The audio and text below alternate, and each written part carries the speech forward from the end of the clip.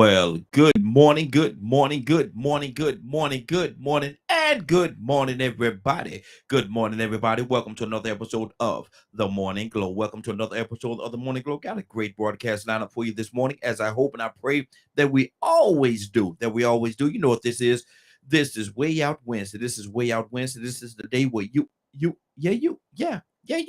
right there. You become the boss. All you have to do is give us a call at 508 924 3521 508 924 3521, and we'll talk about whatever you want to talk about, and we will talk about it in its entirety. We'll talk about it in its entirety. Just give us a call. We love to hear from you. We got a couple of topics we're going to talk about today. I want to say good morning to ID, good morning to Torrance, good morning to see is that Magoo Mangas. I apologize, don't mean not trying to be disrespectful. Want to get it right, but it's the screen is a little ways away, so if I butcher your name, please don't take it personal. It's not personal at all. I'm just trying to say good morning to you. And the phone lines are open: 508 924 3521 508 924 3521. Give us a call. We'll love to have your input. um there's a few things, as I said, that we're going to talk about today, and one of them is I want to talk to you about the school system. Um, yeah, the school system. There's a huge conversation going on right now. There's a huge going. Good morning, Cake. There's a huge conversation going on this morning. Going on the last couple of months, actually, where they're talking about how they're going to teach history in the school system. Um, they're saying that they have to water it down a little bit. They have to take this out or take that out or add this or delete that and different things of that sort. And my question to you is this, and I want to hear your whole heart. It is teaching absolute history. If teaching absolute history, unwatered down, unfiltered history, is that also, if you teach it that way, is that also teaching hate?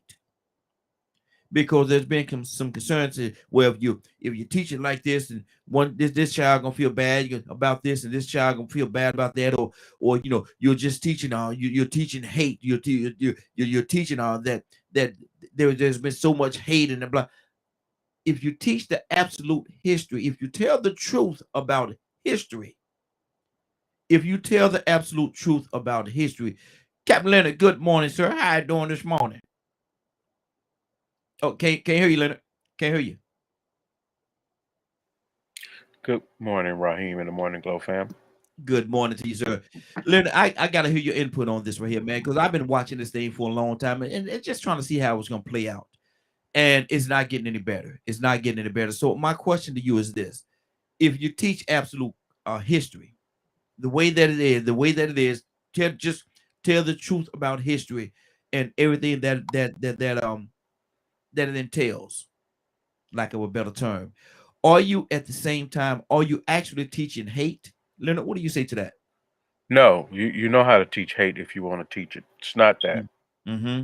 It's just Because history. I'm gonna tell you why I say that now. Because I've been watching a few people. They come across the screen doing certain interviews, and they say, "Well, you can't teach it that way because you're teaching this person hate. You're teaching hate about this, and you're teaching this person to hate that person because of this, or because of that, or because of this." And they give a whole list of different things about why they cannot teach it in this way. But what they're doing, they're watering down history. They're trying to take this word out. They're trying to add this word in, and all these different things. They're trying to play on it because they say if you teach it that way with those words, you're teaching hate. Have Talk you to me. these people you talking about, are they white? Yeah. Okay, that makes sense now.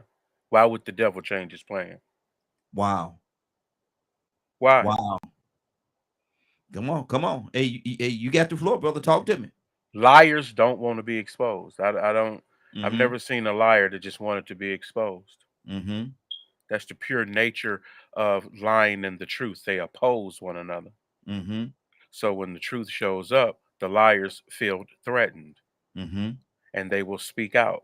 And everyone that you hear of them are those wicked white liars Mm-hmm. that need to be removed from public life in the It's terms amazing. of It's certain things. amazing how you threw that out there because it's and truth of the matter, it is. Everybody that I hear is saying that. They white. Mm-hmm. Yeah, I mean that's how you know that there's a problem for them because they're Mm-hmm. guilty Mm-hmm. and they still want to create new lies. Wow. You just create new lies, just change the name and blah blah blah blah blah. They're just Mm-hmm. liars. They've always been liars. I've heard they don't want to use the word slave. They want to use They didn't have no problem using it before, and it happens to be all over American documents and everything. mm-hmm. Mm-hmm. But you know what I'm talking, they want to use one guy went so far as to say, they were happy. They were like family. They were not slaves, they were this and they were, I said, Yeah, I bro. hope they all die and go to hell early this morning. Boy, you coming out the gates. This is But way out Wednesday, y'all. but think about it. If you continue to want to beat around the bush, because that's all they doing. Mm-hmm. That the old saying, just beating around the bush. Mm-hmm. I ain't never been that type of person. It is what it is. I've always known the truth. And my thing is, and history is what it is. It's history. Yeah, it's just what it is. Yeah. And so, and that's why I really have an issue with that part of it, because this is what happened. We're not gonna add anything to it. So why do you want us to take something away from it? Mm-hmm. As a matter of fact, I'm all about the truth. I don't care how much it hurt. Mm-hmm. Yeah. Yeah. So those types of people are just like we talked about. They are liars.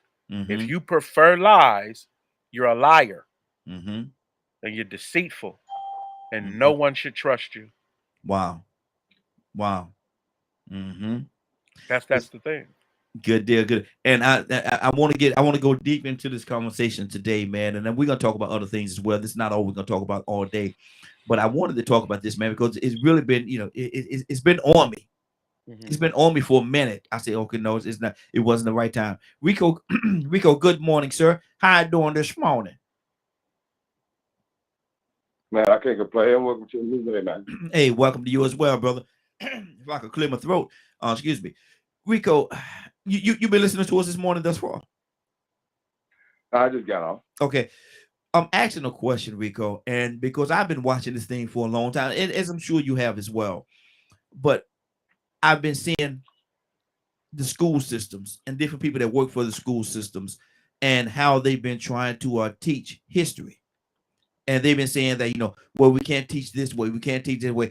Take the word slavery out because, they were family members, they were blah, blah, blah. They want to teach history in the way that they want to teach history, which is not the accurate history as it happened.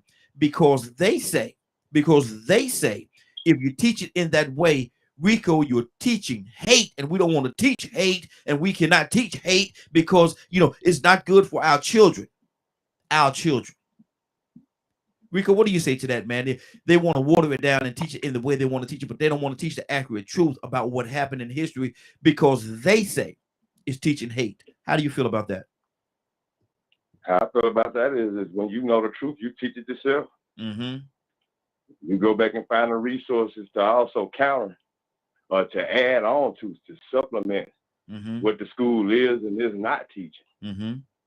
Because the truth is the truth. That's how people deal when they're ashamed, when they're embarrassed about how they behave with things that are in their nature. At one time they thought that was good. You remember yesterday I told you that people love righteousness, good, and the truth. Mm-hmm. But when they find out what they liked or they thought was good was wrong, then they want to avoid the truth. Mm-hmm. Well, that's how we avoid it. We start making up stories that make things look more polite. Early settlers, they don't call them colonizers. Mm-hmm. Settlers, they don't call them conquerors and murderers and savages. Early settlers. I was reading a story this morning about Tasmania. Every now and then I like to go back and brush up on stuff that I know about. And they wiped out that whole island off the coast of Australia. Mm-hmm. Made them extinct. But now they say, here recently, that they found DNA of ancestry within some people that show that they still exist. Not full-blooded, though. Mm-hmm. That means there are some people with a little Tasmanian in them. But for the most part, there are no more full-blooded Tasmanians because they killed them. Who Mhm. killed them? Early settlers. Let's dress up that word a little bit and make it sound real sweet and nice. You know, that's how they work. But then at the same time, they can go back and use other adjectives to make something sound worse than what it really is. Mhm. Terrorists, thugs, Mhm. super predators. So you know that's the way they play the game. You get what I'm saying? But Yeah. it's Yeah. up to you as a parent, as a person in your community that knows this is going on, to educate those that come behind you that don't know any better. Mhm. Mhm. Wow. 508-924-3521. 508-924-3521. Give us a call. Tell us what you think about this thing, man. Like I said, it's been something it's been on me for a minute, man, and I've been wrestling with it a little bit, but you know, it's troubling. It's really troubling. And we got Captain. Captain, good morning, sir. How you doing this morning? Hey, good morning to everybody. Peace to the gods. Hey, peace to you as well. We're talking this morning. You know, this is way out Wednesday, so ain't no telling where we're gonna go this morning. But we're talking right now about history and how schools are trying to teach history. They're saying, now, Captain, they're saying that they don't want to teach history as it is, because if we teach history as it is, they want to water it down, take certain word, they want to take the word slavery out, take different things out of the way that they teach history, because they say that if they teach it that way, it's going to shame certain people and it's going to, quote unquote, teach hate. If you teach it that way, you'll be teaching hate, and we don't want to teach hate to our children. Captain, what do you say to that? Well, dear brother, why are we always worried about how other people paint our narratives? Mm-hmm. I mean, come on, man. It's just like I heard the minister use these words. If a people does not treat you right, are you expecting them to teach you right? Mm-hmm. Mm-hmm. If we look at the statistics of what's happening with our people in the community or in the country, how are we overall treated? There's a couple of us get treated very well because we carry ourselves as a respectable, decent human being. But collectively, when you're dealing with people of ignorance, when you're dealing with 85% of the people that are under poverty level, then you're going to see those people be treated a certain way.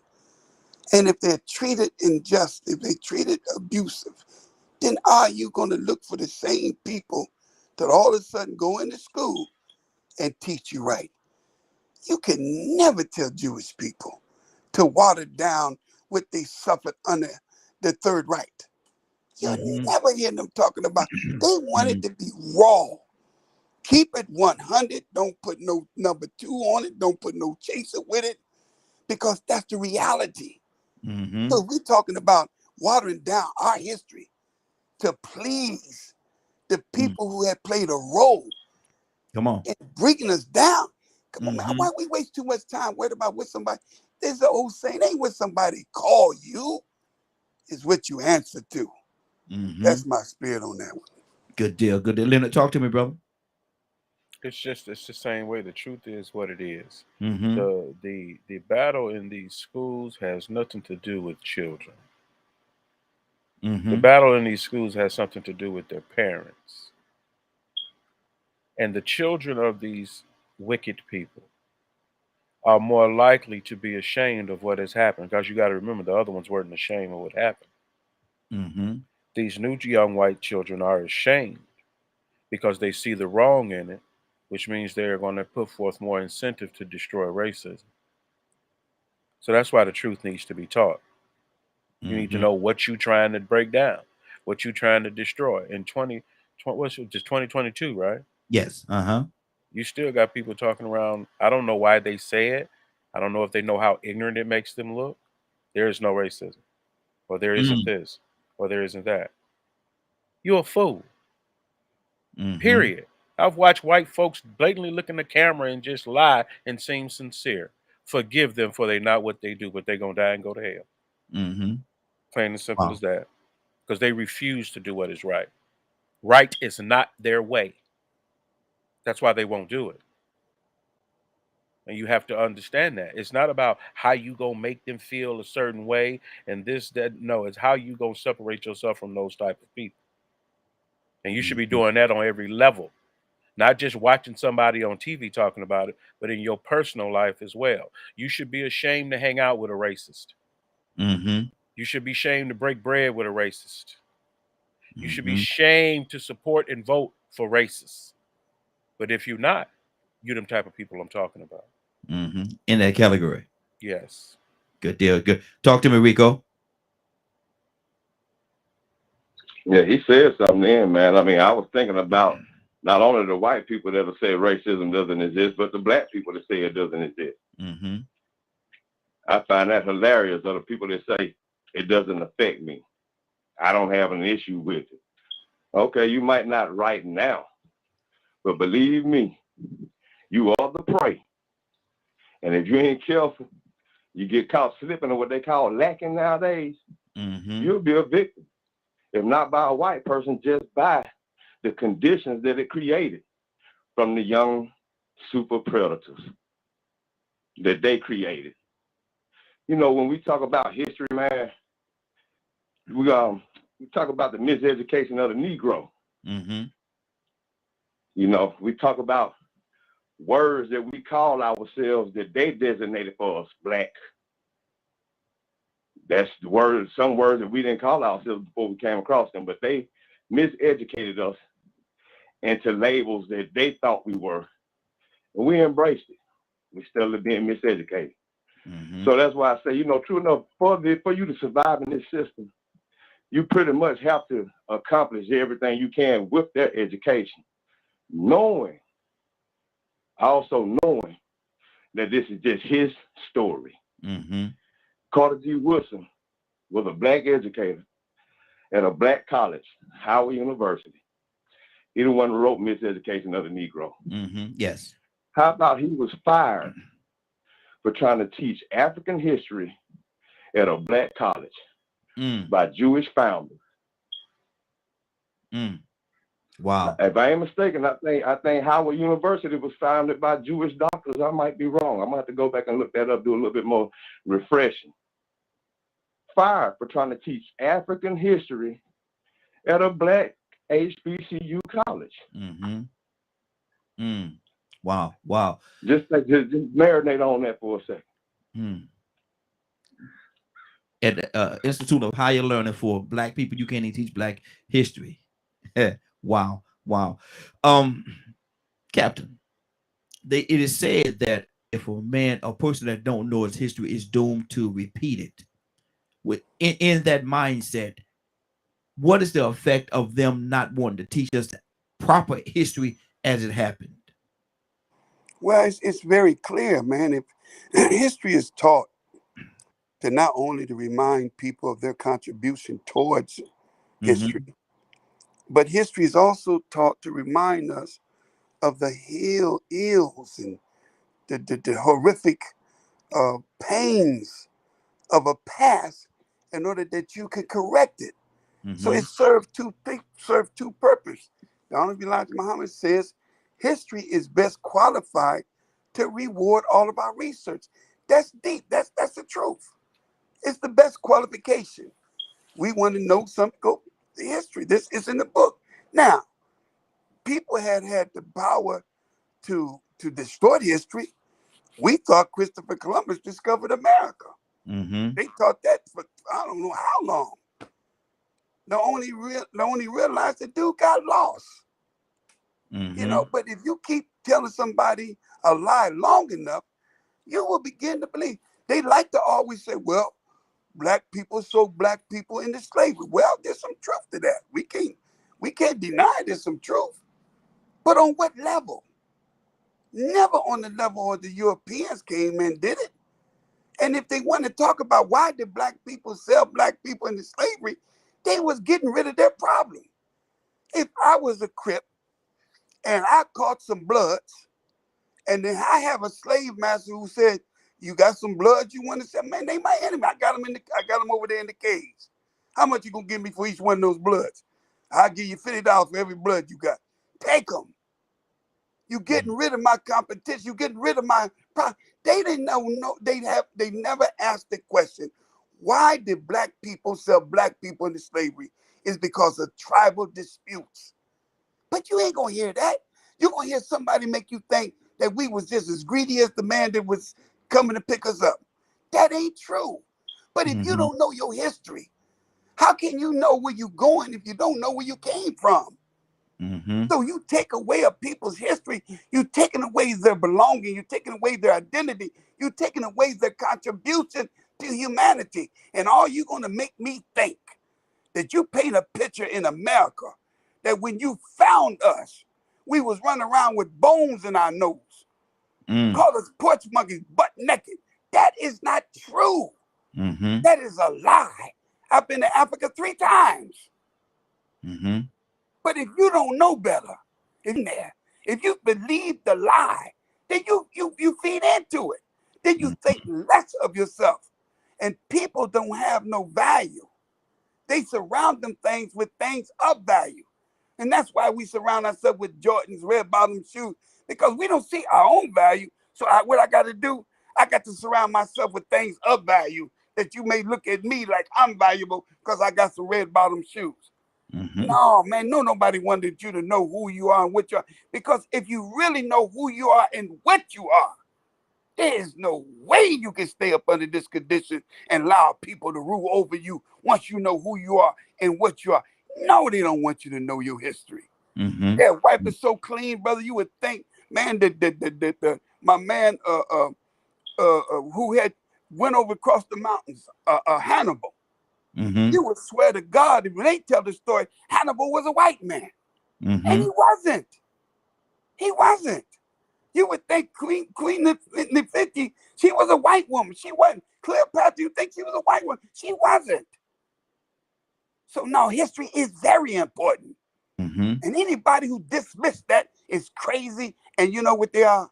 They have amnesia. That's what they have. Yes, sir. Yes, sir. Leonard, talk to me, brother. And I couldn't agree with Captain Dennis more on the issue.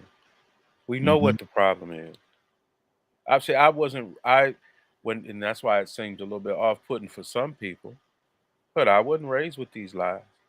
I never believed all this stuff people talking about. Most of it. That's why it don't bother me. Because I know they've been lying. They've been lying since I was a little child. So it don't occur. It is not surprising to me when it comes to certain things. Like when Columbus discovered America, but people was here when he got here. He didn't know where he was going. So what did he discover? He discovered he was lost. He did discover America because they was behind. People had already been here and explored over here. That's the truth of the matter. Yeah.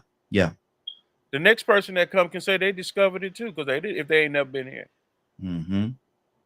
Never believe crap like Christopher Columbus discovered America. What's another one? The Santa Claus, and we just weren't raised like that. So I don't have no real attraction to it because it is a lie. You know, and I don't know where other people may have went to school and everything, but I'm about 51. I don't even think a lot of them believed it. That's why I say it's really not it ain't about children. It's about adults pushing an agenda. The children are not going to stand for it because they have too many things that draw them too close to one another. See, now you look over there and you like, she fine. I don't care what color she is. You know, that's my friend. That been my friend. I don't care what color they are. If I ain't got nothing to eat, I'm gonna share with my friend, and it don't matter what color my friend is. Yeah, exactly. So what they teach and things like that is always going to be challenged, and that's what you have to do. Truth has to challenge that to the point where if students just were being taught something that was completely untrue, I could see these new students walking out or protesting if motivated to do such. You know, but one or two sentences here or there It's not an issue to me. Mm-hmm. The truth is the matter. If there's some truth there, it's still true. So this whole debate that they don't brought up about critical race theory, they're talking about it because race is in the middle of that. Critical race theory. Mm-hmm. What about just the critical theory of disenfranchisement of people of color? How about that? Mm-hmm. Wow. Because they 508. can't even say that. Mm-hmm. They want to have that conversation. They can't even think about it on that level. Mm-hmm. So if you want your kids to be ignorant, keep teaching your kids to be this ignorant.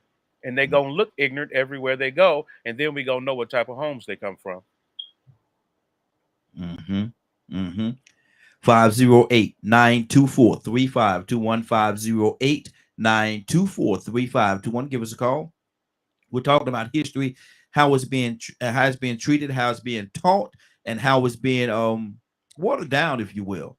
508-924-3521. Give us a call. Rico, talk to me, brother. Well, I want to speak on how conditions can be created that can force you to comply. You know, I think on this platform before we talked about the educational system being a program. Mm-hmm. Children going to school and being programmed, and some people sort of disputed that. That ain't no programming, it's education. Yeah, yeah. But now, if you listen, it's starting to sound like you're being programmed. Mm-hmm. Because this is the thing.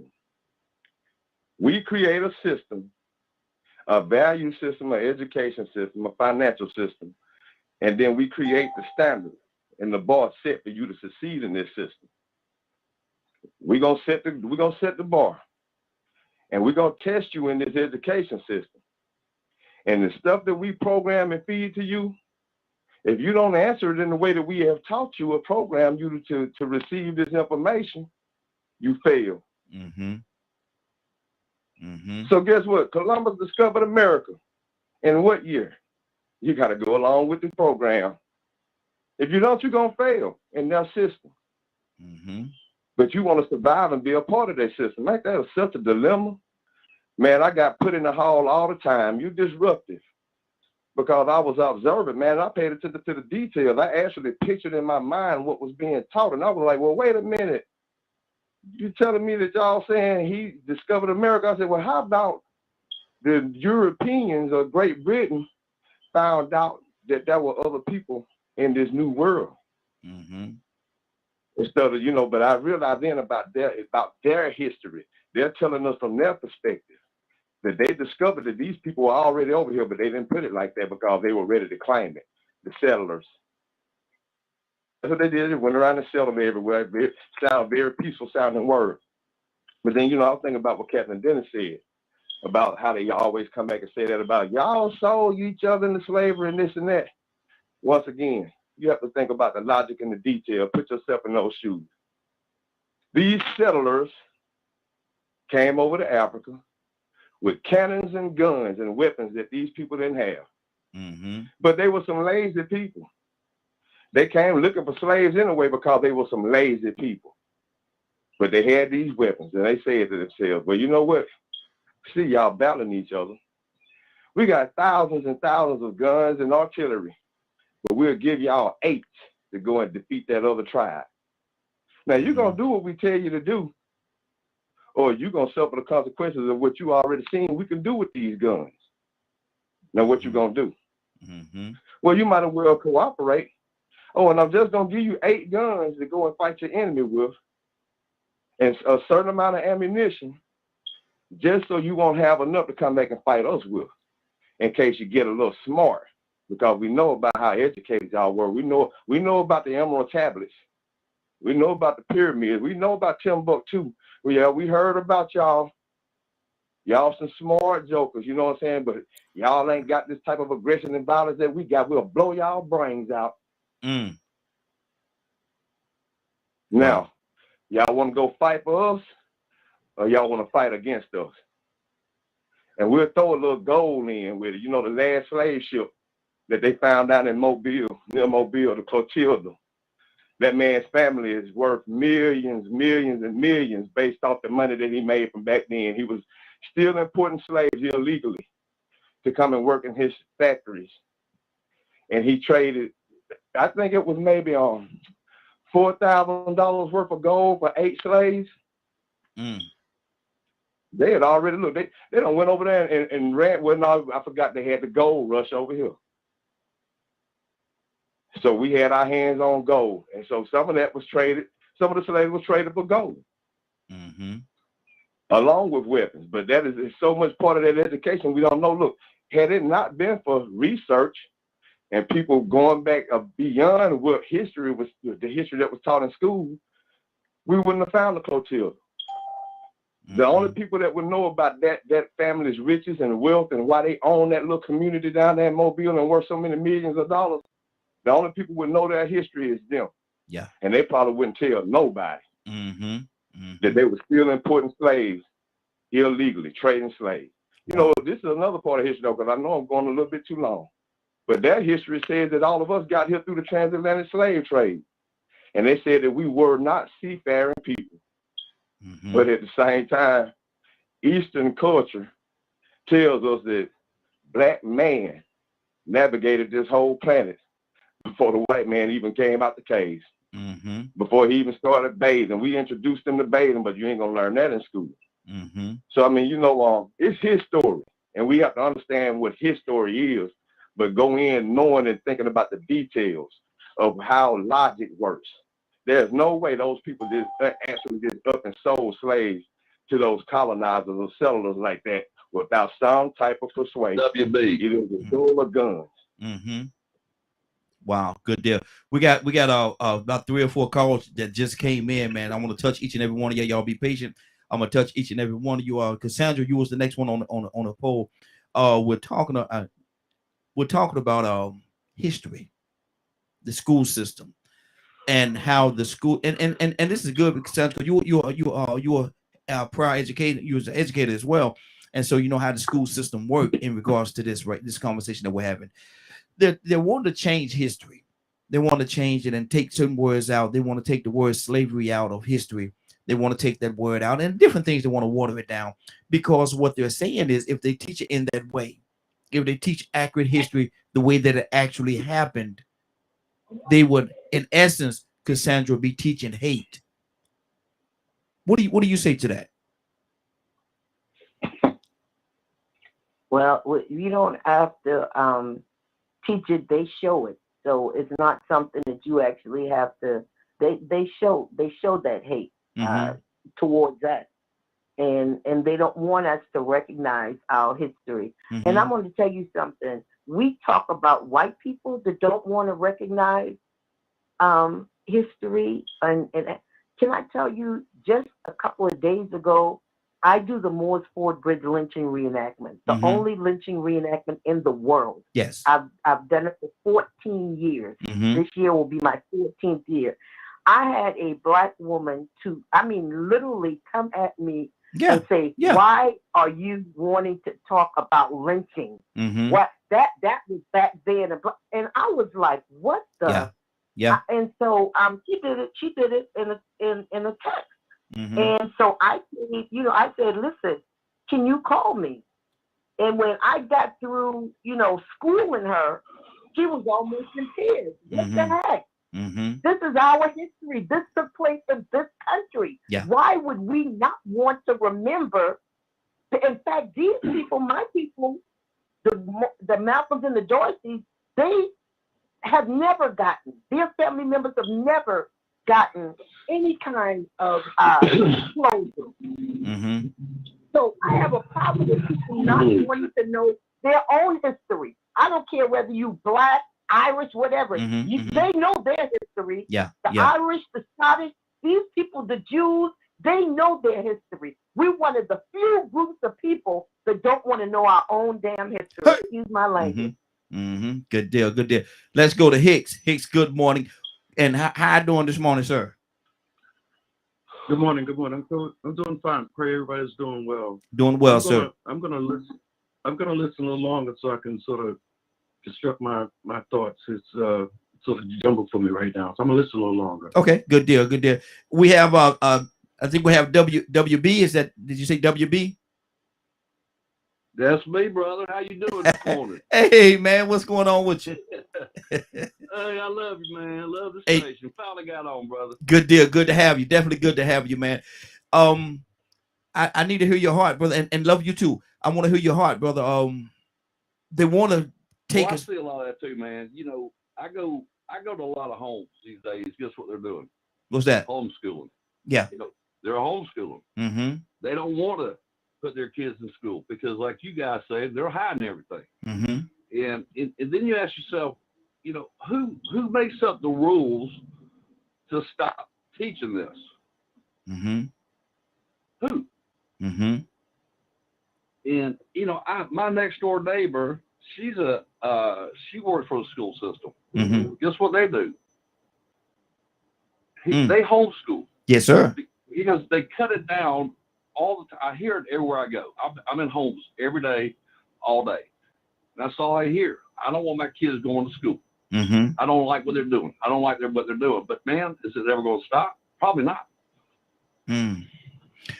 What do you think the benefit is? What do you think the benefit is, if there's any benefit at all, with taking out, watering down the history and teaching it to the children in a way that's not totally accurate? It's wrong.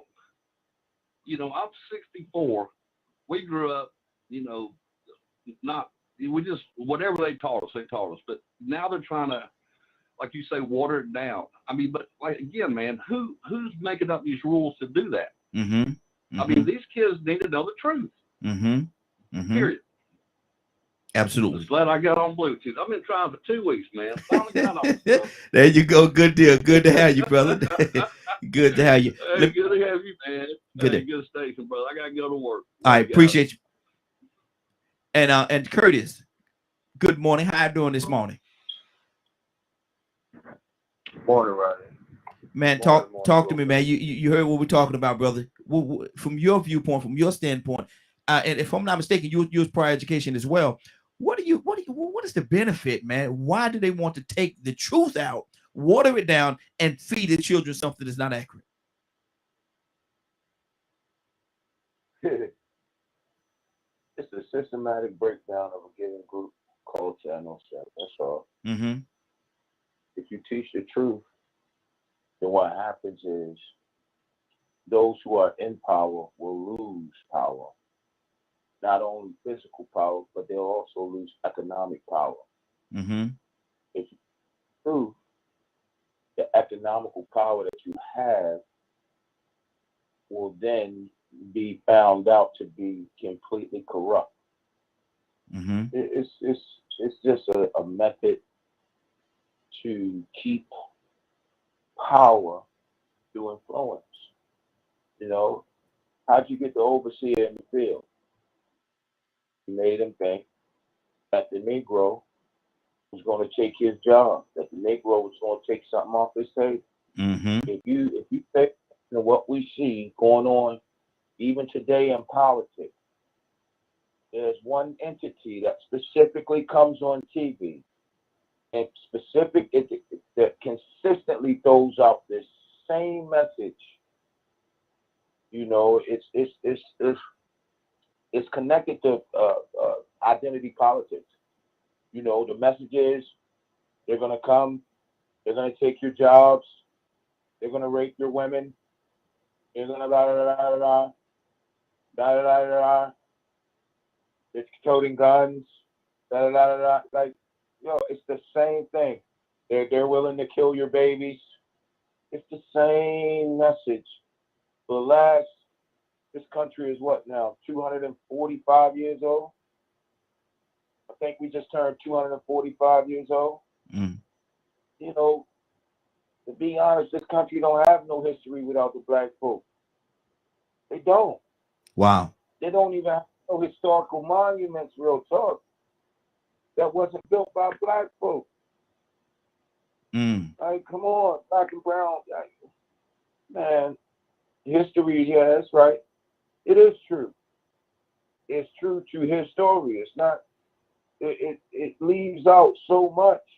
I mean, and then, I hear when folks say, well, what can we do about it? You know what I mean? Like, we can just do that. Well, hold on. I got a rebuttal to that. Okay, so what if the forefathers said, we don't want to pay these taxes. What can we do about it? Oh, that's just what it is. You know, what if the abolitionists said, well, slavery is what it is. We can't do nothing about it. We just going to stay in our silos. Like, we hitting a time where I never thought I'd see a day in America where a minority is ruling the majority. Like, that rule done completely went out the window. And that's the biggest rule, if you realistically think about it and look at it. That is the biggest rule that the founding fathers established. When they established the government, and they established the 3 branches of government, the 3 branches of government are established to be a check and a balance to the other 2 branches. So I don't know, man. Rome is burning. I'm just take it plain. Exactly. And my thing is, Leonard, I don't see where there's a benefit to watering down a history that has happened and trying to feed it to people, your people and everybody else, when you're taking out big punks or chunks of the truth and don't want to teach the whole truth. What's the benefit to that, Leonard? Well, I think, you know, the story, plus of all, the story gets more and more elaborate as you discuss about. As you discuss it. History is about what, 45 minutes out of a school day? You can say whatever you want during the 45 minutes of the school day. As long as it's in that book. You know what I'm saying? So you know what you did. There's lots of, like, people are homeschooling, as the one gentleman said, and things like that, taking their kids out, this, that, or the other. That's your right to do so. No one has to tell you the truth. I don't know why people live like that. Who told you somebody's supposed to tell you the truth? Who? Why would you believe half the stuff you believe? Like, say, for instance, this issue this past weekend, because I'm not so much hooked on the color part of it as I am the ignorance part of it. See, I'm more about righteousness than anything else. The truth of the matter. I'm not, because it's black or white. No, just teach the truth. As long as you teach the truth, I'm fine. But don't lie. And folks shouldn't always misinterpret what someone's saying as if it's just a lie, because there may be some truth in it. Like when people tell me, yeah, your kid, you come and you want some help because your kid been locked up, but what you don't tell me is why he shot them 3 people. I know you think he locked up and for some reason it's unfair, but you don't want to talk to me about them 3 people he shot. Because you know I'm going to throw you out of here. Because you only want to tell what's appealing to you. You don't want to tell the whole story. See, that don't just belong to one race of people. Want to tell your truth is not the absolute there truth. You go, your truth. That foolishness. My truth, your truth. Come on now, truth is the truth. Either you did or you didn't. There's lots of reasons why people do things. Is something in you that would make you do what them wicked folks did? That's what you need to be worried about. How are you living every day? Are you telling the truth every day? Come on. Are you really? Or are you lying to somebody every day? Lying about who you really are or what have you. So a lot of people get into these things and, you know, all it takes is for a narrative to take off. But you can tell an ignorant poor person anything. You can tell them anything. Say, for instance, what's the man, the preacher now that's apologizing for what he taught about tithe? Creflo. So Creflo what? Down. How many people go to that church? That's them foolish people fault. Ain't nothing a Negro can tell me to make me give you 10% of my money. I don't care what robe you got on or who you say you are. You're a sucker. 10%. Stop being a sucker all the time and go find out something for yourself.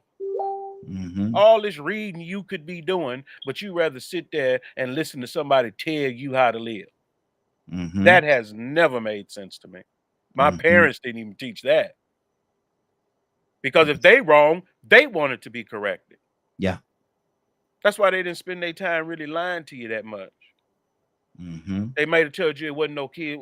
This is grown folks' business, but they did not tell you a lie about it. And I know some of y'all was raised with rotten parents. That's not excluding them rotten parents y'all had neither. But that's why they still rotten, because their parents was rotten. But then you see the exact opposite, where you see when these kids grow up and they move away from that wickedness. Hey, you know what? That stuff my mom and them taught me, I can't even use. All I know is they taught me wrong, and I'm gonna change my ways. Just like before, quote Christians that Old and New Testament issue. Good deal. Let's do this. 508-924-3521. 508-924-3521. Because I ain't gonna let Leonard talking about some of us had some rotten parents. I ain't gonna let Leonard say that. Now all of us had great parents. Ain't nobody had no rotten parents. What Leonard talking about around here? We ain't gonna let you say that there, Leonard. But I used to tell my little white friends when I was a little boy, we gonna be cool until you start acting like your mama now. Tucson.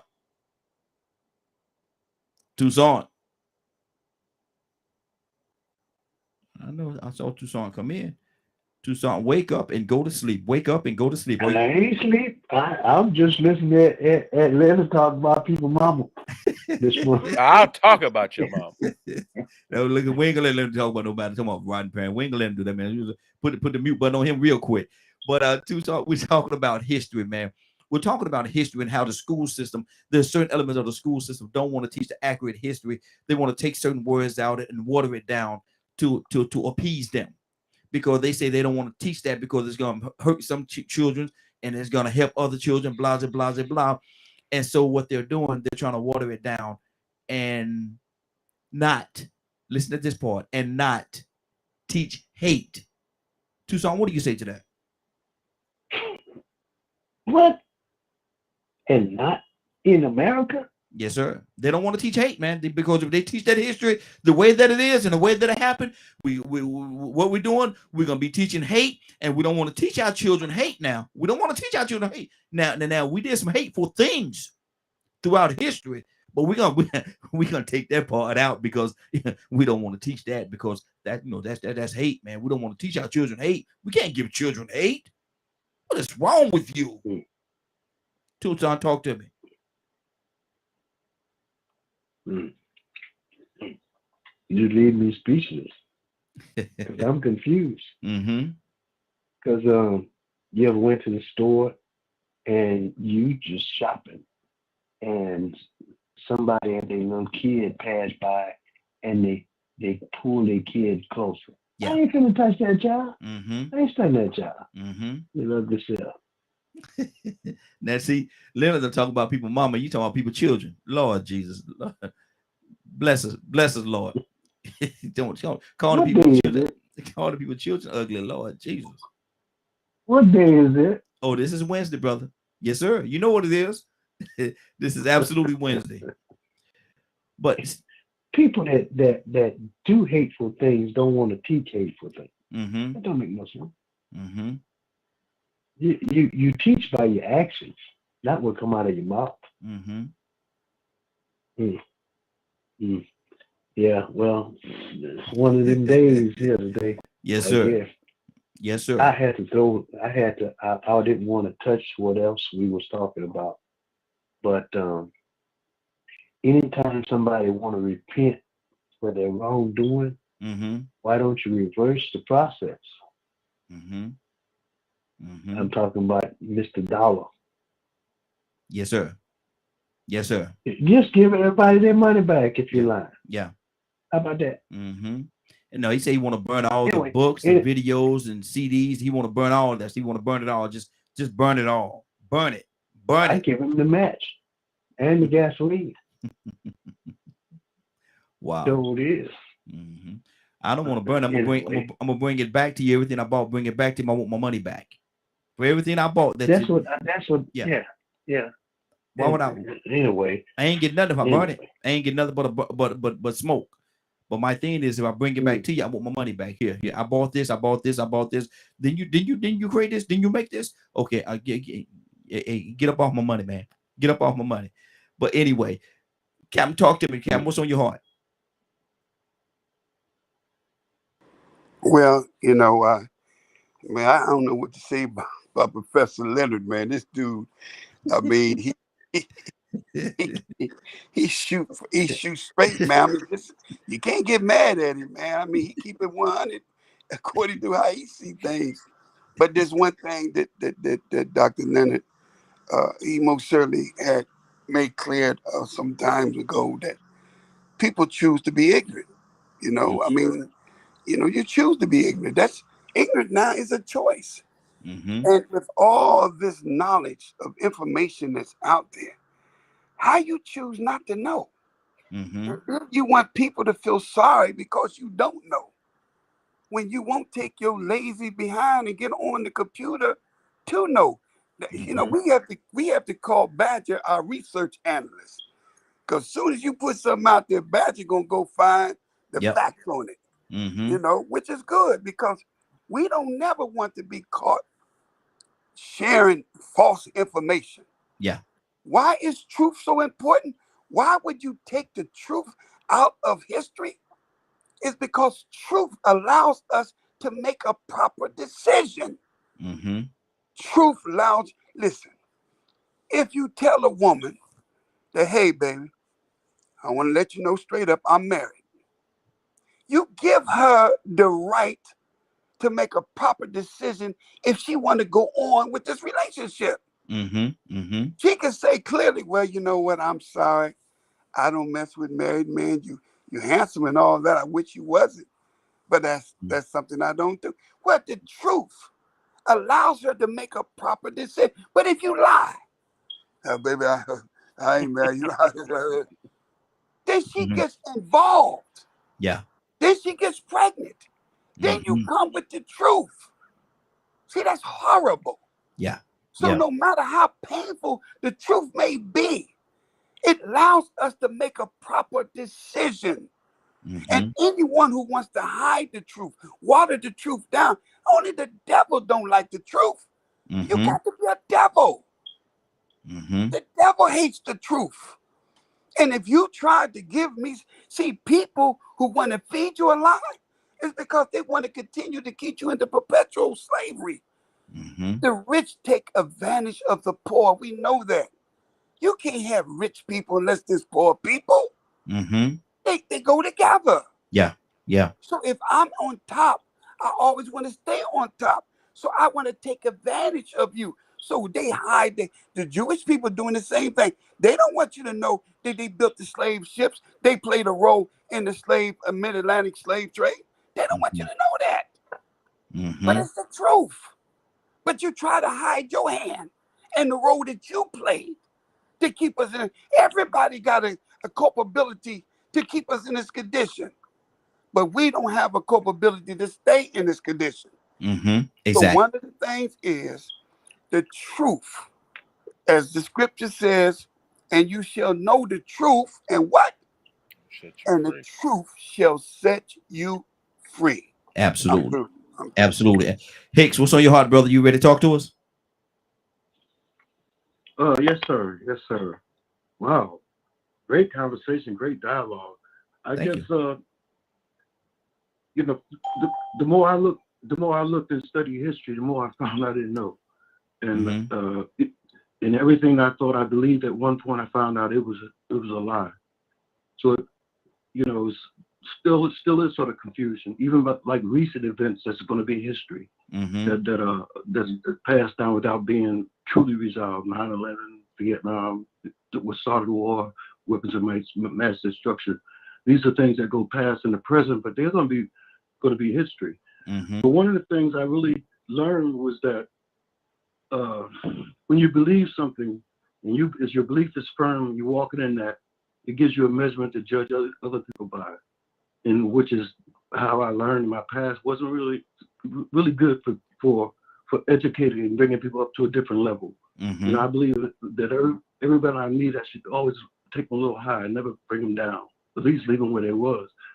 But when the words are used, when a person don't see it the way you see it, his perspective to you, you can't understand it. Then you begin to call labels like fool, fools, and all those personal kind of derogatory things that really don't blend into, because it's personal. You're taking what a person is, his ability to speak his truth out to you, then you're looking at it and you're saying you're a fool, or your parents wasn't shit. Well, you know, it's not good for conducted. There was always two sides of things. There was those people that was down for slavery, which was an institution for thousands of years, all different cultures. The word slave comes from the Slavs being enslaved for centuries by other European people. But I think just be open. I'm open. I don't know. I admit I don't know. I don't have the answers, but I'm looking. I'm looking better than that to understand the people that I go through this life with, how I respect what it is, their perspective God gave them, even though I may not agree with it. But I'm not going to call them names. Okay. What do you think the benefit is with taking out certain truths about the history and teaching it with those truths removed? What is the benefit? There's no benefit for it. I remember when Alex Haley wrote that Kunta Kinte story. And boy, I was young. My blood was boiling. I was so angry. Boy, it set the pattern for a long time in how I thought and viewed the world. But when I began to learn that even it was a fiction, it was created by a bully coming out of from black colleges, Du Bois and all them guys, with a sense to give us something to believe in. They thought, and I believe they thought they were doing something good, but they gave us a lie. You know, when you go back and research the history of what was going on in Africa, the slave trade wasn't induced by white people. It was an institution that went on all over the place. That was how people lived. The slavery in America was uniquely different because it put the religion in it. They took the Bible and they used it to justify and make it right, and even taught us to believe it. So we walk around a lot of times believing, yeah, we had this coming. We did that thing with Ham. We shouldn't have did that. And yeah. And we became better Christians than them. And the history showed that even with the rudiments of understanding of the Bible, we used that to force some changes inside of them. They look at these people, man. They are humble. But slavery wasn't like a one thing. It was all the slavery in this city of that country was always the same. It was different. It depends on the people that own it. It depends on where they was. I mean, look at it in full view. There's some bad. Sure, that was a terrible thing. Always had been. But look at the other side. We came up out of that not just by our own effort. We had a whole lot of them pale faces down with us. Exactly. Rico, what's on your heart, brother? Talk to me. You know, I always try to figure out behavior of people since I've been young. You know, and you ask the question, why would they try to duck that off and hide it? Well, you know, it takes me back to remembering when my great-grandfather died. And I tried to understand and comprehend death. And at this time, man, my dad was my hero. I mean, you know, I was trying to get an understanding of God, you know what I'm saying, and life and death and heaven, how life began. I was trying to get this understanding, so I'd ask a lot of questions. And I found out about this death thing, and the more and more I found out about it, I'm like, man, that ain't just no sleep. That's forever. So I was about 4 years old. My dad was taking me to my grandmama's house, and I asked him, I said, Daddy, are you going to die one day? He said, yeah. I said, is God going to die one day? He said, no, I don't think so. I said, well, what about Superman? He was like, no, Superman ain't real. So I got quiet. He looked over there at me, man, and he saw how tore up I was, man, because the truth hurt. I didn't want to imagine my daddy dying, much less me. So I asked him again, and he fixed it and lied for me to make me feel better. Nah, I ain't gonna die. Me, God, or Superman, or you ain't gonna die like Daddy. I said, you ain't gonna die. No, you ain't gonna die. Dad, am I gonna die? No, you ain't gonna die neither. That made me feel better. Because the truth hurt. Knowing that everybody had to die one day at that young age, it tore me up. So imagine how it would feel to you to grow up in the greatest country on the planet, So one of the youngest, most powerful, dominant, richest countries on the planet in the history of man. And then you find out they got it through terrorism and tyranny and rape, pillaging. Imagine you heard the true story of how they control narratives. You know, we ask this question, how do people choose to remain ignorant? By submission. Sometimes people give up. Mm-hmm. Sometimes conditions are created that make you say, man, you know what? Screw it. What the hell? Mm-hmm. I don't care no more. Mm-hmm. I don't even care about that. I'm tired of trying with this school. You know what? I don't even want to learn nothing about no government or politics. I don't even see nobody that look like me. Every time I'm learning something, they're talking about them. You can't relate to it. You give up trying to keep attaining this bar that they will move. Mm-hmm. Trying to reach these goals, trying to reach this value system, trying to achieve success and gaining this American dream. And then all of a sudden you start finding out, well, you can't because. And throughout the history of this country, you can't because you black. Mm. You couldn't do this. You couldn't do that. You couldn't, those conditions were created, started from the Catholic Church. So why would they want to hide it? Because it's so shameful. The truth really does hurt, especially when you grow up believing that your granddaddy was a saint, but then all of a sudden you find out secretly he was a serial killer and a child molester. Somebody might not even tell you who your granddaddy is. Mm-hmm. Wow. That's a very shameful thing to deal with. And so when you really look at American history and what it stands for and what the double standard and the hypocrisy and the terror and everything that went along with it, it's so shameful, and there ain't too many people that would be proud to go and salute that flag, sing that anthem, and fight against another country for doing things less than what America did. Mm-hmm. 508. We're dealing with some situations today. This is Way Out Wednesday, and we're dealing with it. 508-924-3521. 508-924-3521.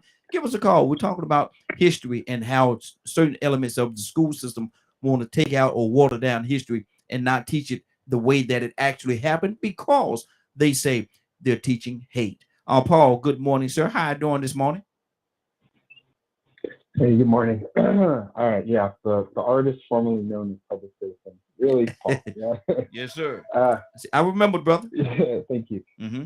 Thank you. Yeah, man, I know we've been over this topic a whole bunch of times, and I don't want to be misconstrued here at all because it's a nuanced thing. It's not something you can explain in just a few sentences, but I'm a teacher, and I am. The way I see it is the Republicans are exploiting this critical race theory because there are a few teachers out there that I've seen that are promoting things that I think are very harmful, like the idea that whiteness is like this disease in society. And I know where they're coming from. I understand what they mean by whiteness. That's a real thing, but that's not really appropriate for middle school kids, elementary kids, stuff like that. So what they're doing is because of that, those types of teachers, they are saying, okay, well, we can't teach, we need to really scale back what we're teaching here about the actual history that happened in America with Jim Crow and all these types of things and slavery. So, my personal anecdote is when I was in elementary school, one day I was watching a documentary just on regular TV, and I think I was like 8 or 9 years old, and it's horrifying, and it changed me. So I think everyone needs to be aware of the real history, to know what's real, what kind of reality we live in. A lot of people are living in a fantasy land. They don't understand the reality, so they need to know the reality. But you can't, I just don't want a teacher getting in there and talking about white people are the devil kind of stuff is the problem, because that is very harmful. But yeah, in terms of CRT, it's manipulation. That's what the GOP does. That's their whole thing. Let's divide and conquer. That's what they're doing with the gay stuff too in Florida. You can't even mention gay people. Gay people exist. Saying I can't talk about it, I would be fired the first day probably. Last year I had a gay I had a girl in my class who had her mom was gay, and I had another student who was sort of bullying her, and I had to put him on code because that's not okay. So, you know, free speech it has to be, you know, the truth. Free speech and the truth. Those are my fundamental principles. Absolutely, absolutely. Cassandra, is it a way of throwing a rock and hiding your hand, saying that, you know, we've done all these hateful things throughout history, but now we don't want to teach them because it's going to teach our children history, teach our children a hateful history, and so let's not teach that. Let's bring that back a little bit. Let's scale back on that just a little bit. We don't want to teach our children that because it's teaching hate when there are certain hateful activities that actually happen in history. Cassandra, what do you say to that? Well, I pretty much answered that the first time that I spoke. I think I pretty much, gave my view on that. I'm for putting the truth out there, and if it makes you uncomfortable, then you just have to be uncomfortable. I don't care. We have to put the truth out. Everything needs to be taught age appropriately because I was in education. I believe it needs to be taught age appropriate teaching, but the truth needs to be told, and that's just it. And just really quickly, and I'm not trying to really deviate from the topic, but we had we sing we say the Pledge of Allegiance. And do you know I have always had from a little kid had a problem saying the Pledge of Allegiance. I pledge allegiance to the flag of the United States of America and to the republic for which it stands, one nation under God, indivisible, with liberty and justice for all. What the heck? I have had a problem. I'm talking like first grade. Yeah. I've had a problem saying that because as far as I'm concerned, this is just me. This country has never represented, even as a kid, liberty and justice for all. Not to me. Not in my life. Yeah. Yeah. I can agree with that. I can agree wholeheartedly with that. Curtis, what do you say? Well, I mean, just said it best.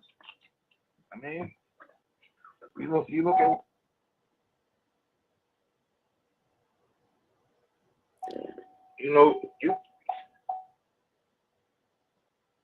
Curtis, you there?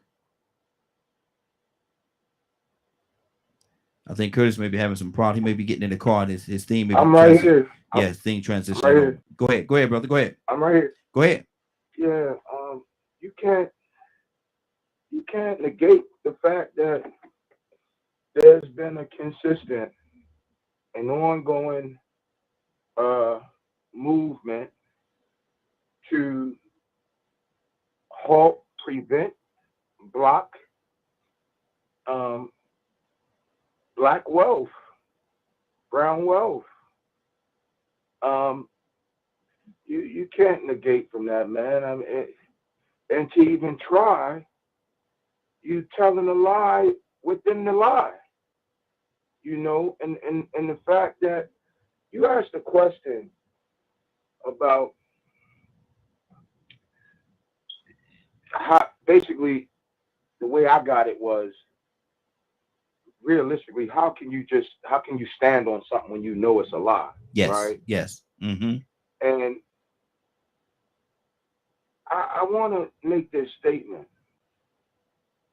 Now, let's just say that the reason why these folks is wanting the school systems, which is controlled by Texas, if I'm not mistaken. Texas controls what goes in the textbooks and all of that. Absolutely. So once again, a state that lost get to make up the rules. But anyway, what if the whole ploy is not to keep you as a black person ignorant, Because the one thing about a lie, the one thing about truth is you can't stop it. It's gonna come. It's gonna come sooner or later. It's gonna come. Yes.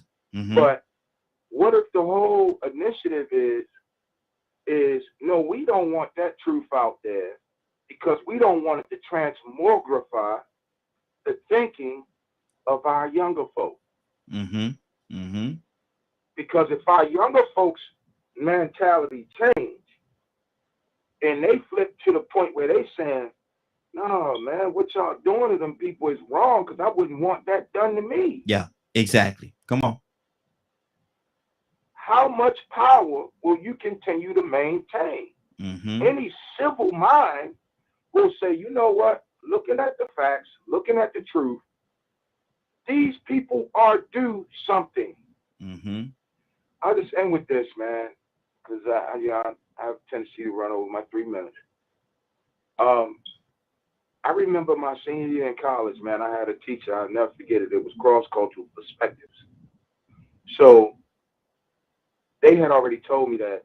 I had already heard that, you know, hey, he a hard, you know what I mean? And, you know, you might think he a Confederate, whatever, right? Now, he was a judge in Charleston.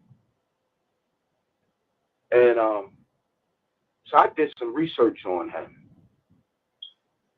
So we sat in class, right? He didn't know that I researched him.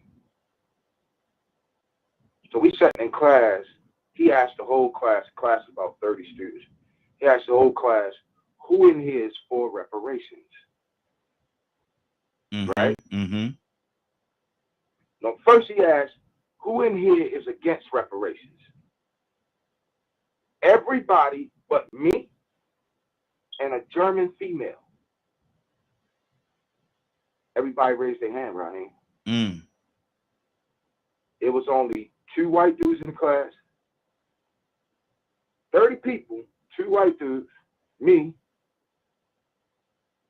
2 black dudes, 1 German female, and all the rest was African American females.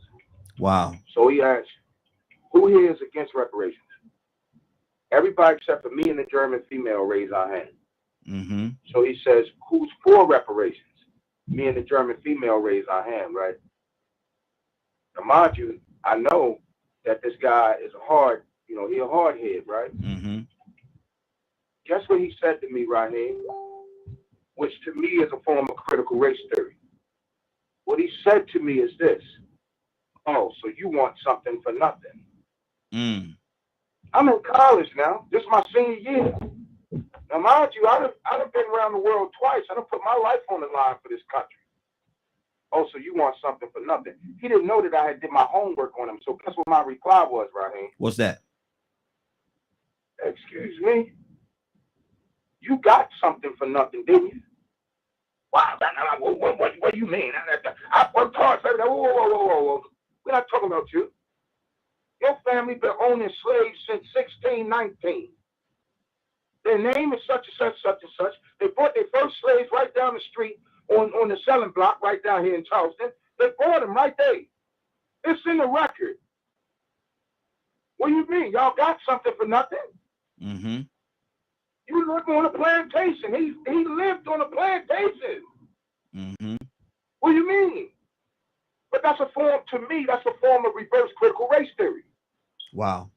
The first thing you say, if I say, I am for reparations, you completely negate the fact that the only people to be paid reparations is the slaveholders. You completely negate that.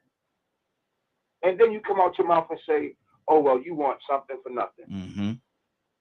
Wow. Toussaint, what's on your heart, brother? Yeah. I don't even know how to come back from that one, brother. I only know how to come back from that because that's Toussaint. What's on your heart, brother? Yeah, I don't know.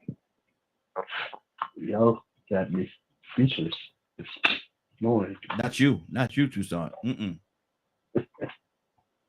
Yeah, we know that we got horrible parents, and some of our parents ain't. And some of the children ugly, huh? Yeah.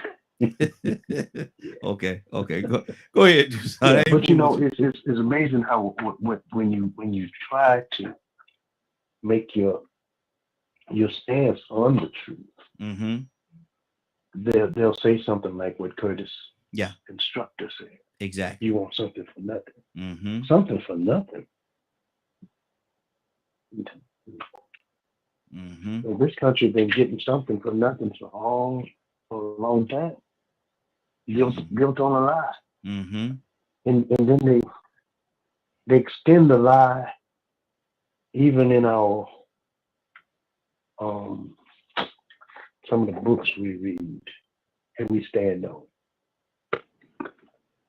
Now I will say that there are some things that I believe wholeheartedly, and you can't shake me from them. But at the same time, somebody said at one time, everything in the Bible is true, but all truth's not in the Bible. Right? Yes. Yeah, we're missing some things that we just ignore. If we put the pieces back together, possibly we might find the truth. Part of it anyway. But the bad thing about it is we would rather believe a lie than the truth. And that's the sad reality. That's the sad reality. The sad reality. Absolutely. Yeah, we'll run with it. That's why so many of us walking blind. Because we just believe it. Whatever you tell me. Oh, my pastor say. You what? Who?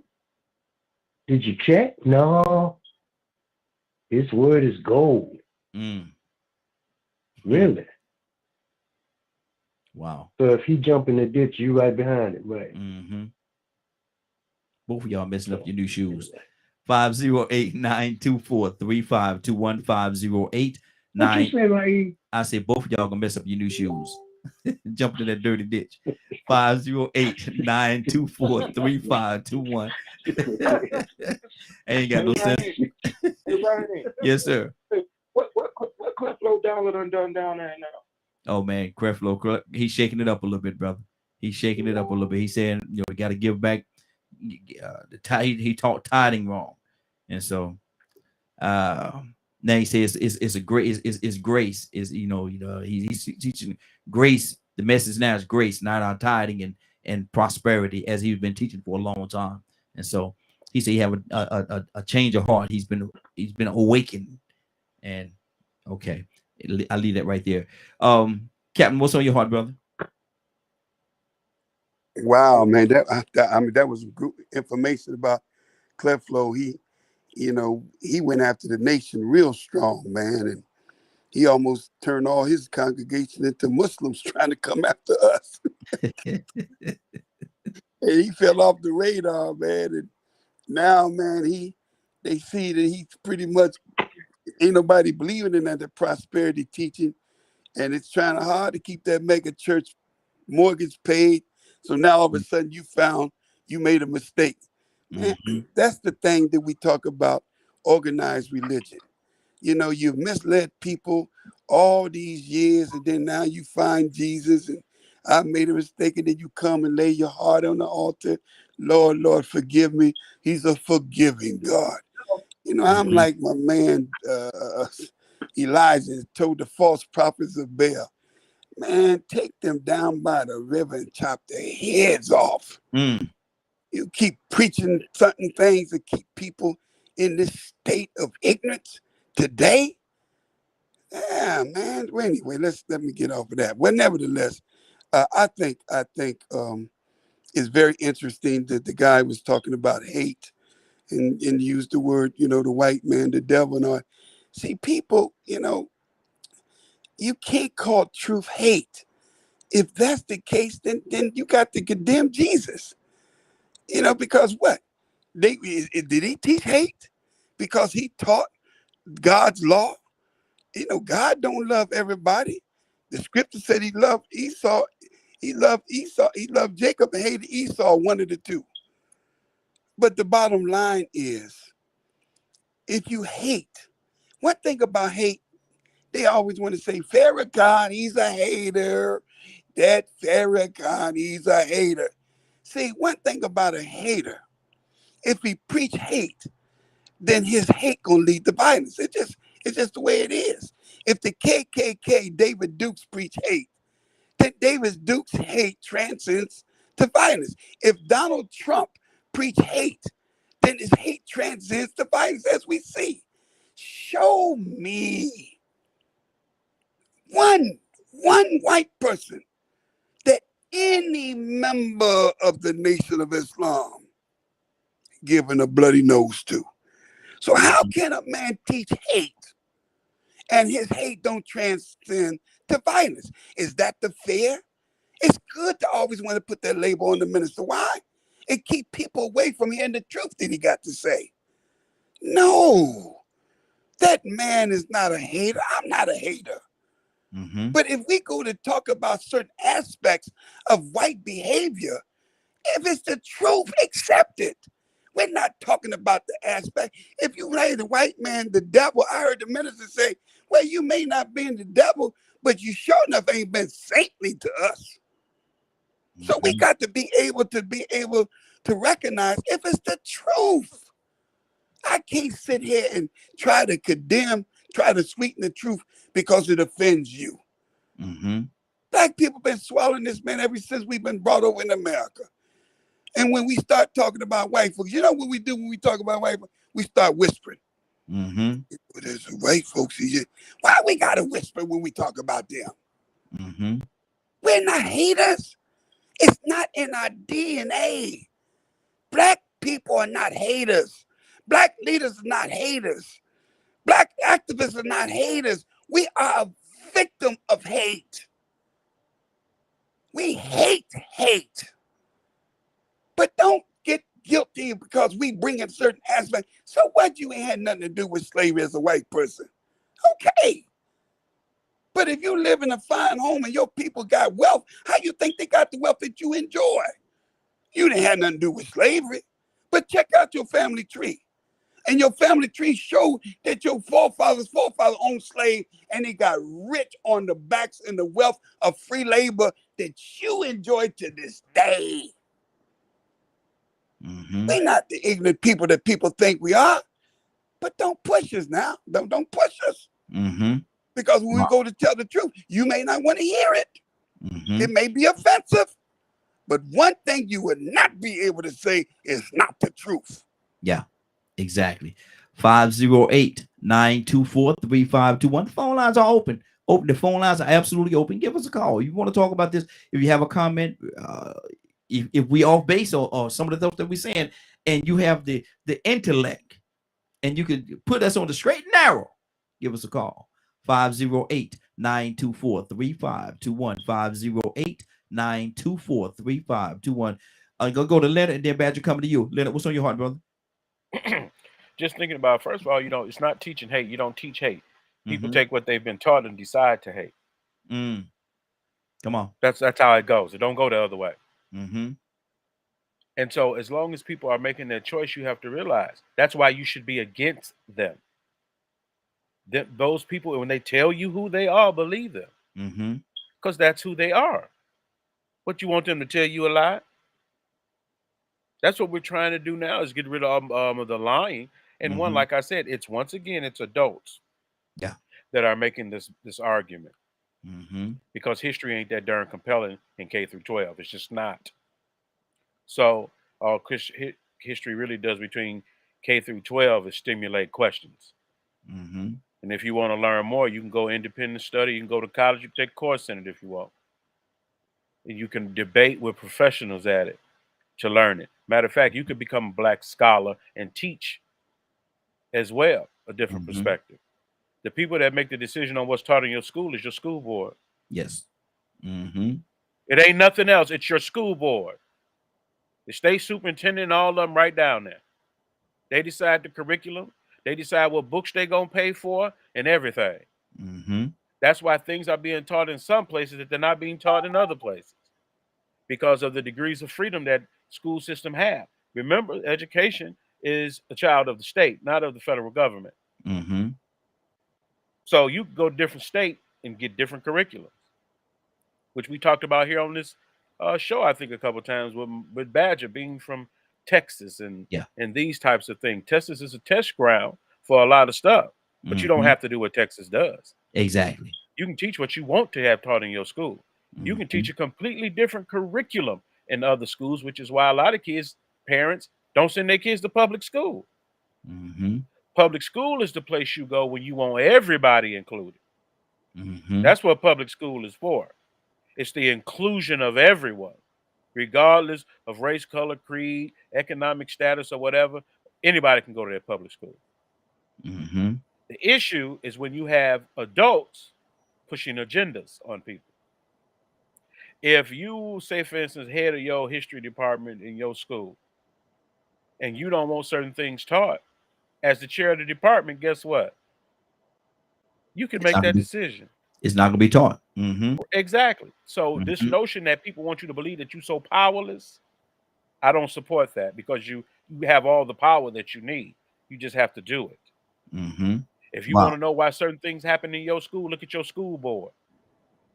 You can probably look at them right then and pick them out, the folk that ain't agreeing with nobody, that's starting all the mess and on their own agenda. Go down there and vote their behinds out. That's your job. Not to sit here and complain on the radio. Exactly. To go vote against those school board members that do these types of things. Because that's where it's coming from as it relates to your school. Homeschooling has happened for lots of different reasons, and it's more attractive for lots of different reasons. 30 seconds later. The biggest thing about public school is the socialization portion of it. That's the biggest part about school, not necessary curriculum. So we have to know where to choose. Good deal. Good deal. I get what El's saying, but all at the same time, in my mind, I have to equate the fact that, because we just had this happen right around the corner from y'all, right there in Gwinnett County. I have to take a look at, okay, we got to dive, okay, who's taking payolas from who? That's number one. Number two,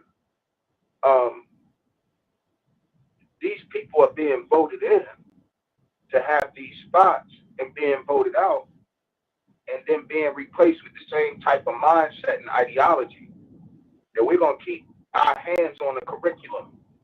Because I remember just last year, maybe 2 years ago, that county councilwoman down there in Gwinnett County was putting it up not to change the curriculum.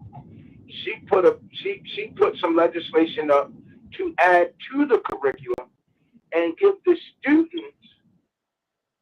Now, here's the key part: give the students the option to take it or not to take it. But she wanted to have the African American history and the diaspora of the African American journey put into the school's curriculum. The only people that voted with her was her and one other council member, and the other council members voted no. And when they was asked why they voted no, nobody could give an answer. Then all of a sudden, a year later, oh, we're going to pull this critical race theory, something that has been used in a courtroom. The idea, the theory has never applied to any school curriculum. And it was used by a black lawyer during a case to show that there was racism, that there was a racial bias in the case. So I've seen exactly what Leonard is talking about. We've seen it because it just happened right there in Gwinnett County. But that does not change the fact.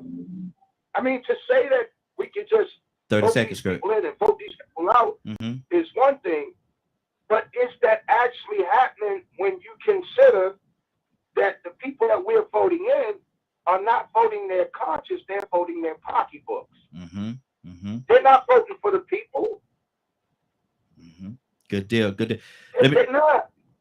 you're absolutely right, Badger. I was gonna come to you next, Badger. What's on your heart, brother? Talk to me. What was the original topic? We're talking about taking the truth out of history and watering it down and teaching it to the children, because of the fact that if you teach the actual history, they say that you will be teaching hate. What do you say to that? Well, that is a very deep.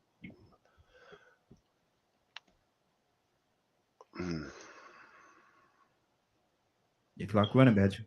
I know with critical race theory, talking about how racism was used in public policy and how it shaped public policy. That's something that the people in power ain't gonna want. Because all throughout history, winners are the ones that write the history. I mean, why in the Constitution it still has Native Americans labeled as savages? So I mean, it's there. It's just trying to get the people in power to actually teach it, give children the access to understand that it's there.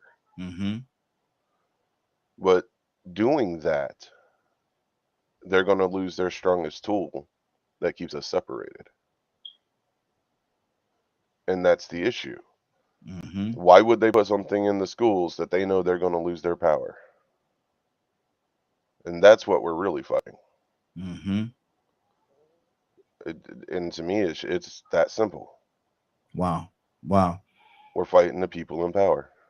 And it starts at the top. Who's winning? I want to say I wish we were. But we have to continue voting. We have to fight. It's going to be a long battle. And we don't need to be using guns. We need to use the laws against them. The laws are there. We just gotta fight and get the right people in the right places to promote the truth. That's good. Now go ahead, brother. You got some more time? Go ahead. I'm trying not to let my temper out because I've seen so much hatred that it makes me sick. I'm tired of people hating one another. I'm tired of seeing what the people in power are doing. Trying to put out as much information as possible out there. And dealing with a lot of the white people around my area, and I'm not saying it's everywhere, but a lot of the ones in my area are very confused human beings. I can bring up the critical race theory and other things, and I don't know if it's just out of ignorance or fear or what it is, because it's something new, but they're afraid of it. Wow. 508-924-3521. 508-924-3521 is the number. Let's go to Hicks. Hicks, what's on your heart, brother? Yes. Wow.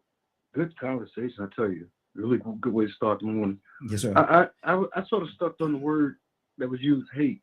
I was trying to think about how it reacts, and I sort of was hated at a time. I hated things, hated people, hated a race of people, and I thought about what would be the energy, the vibration of those negative emotions, like hate. Just the word stirs certain things inside you. Revenge, resentment, jealousy. These are lower emotional kind of states that create things for me in my life. And I find that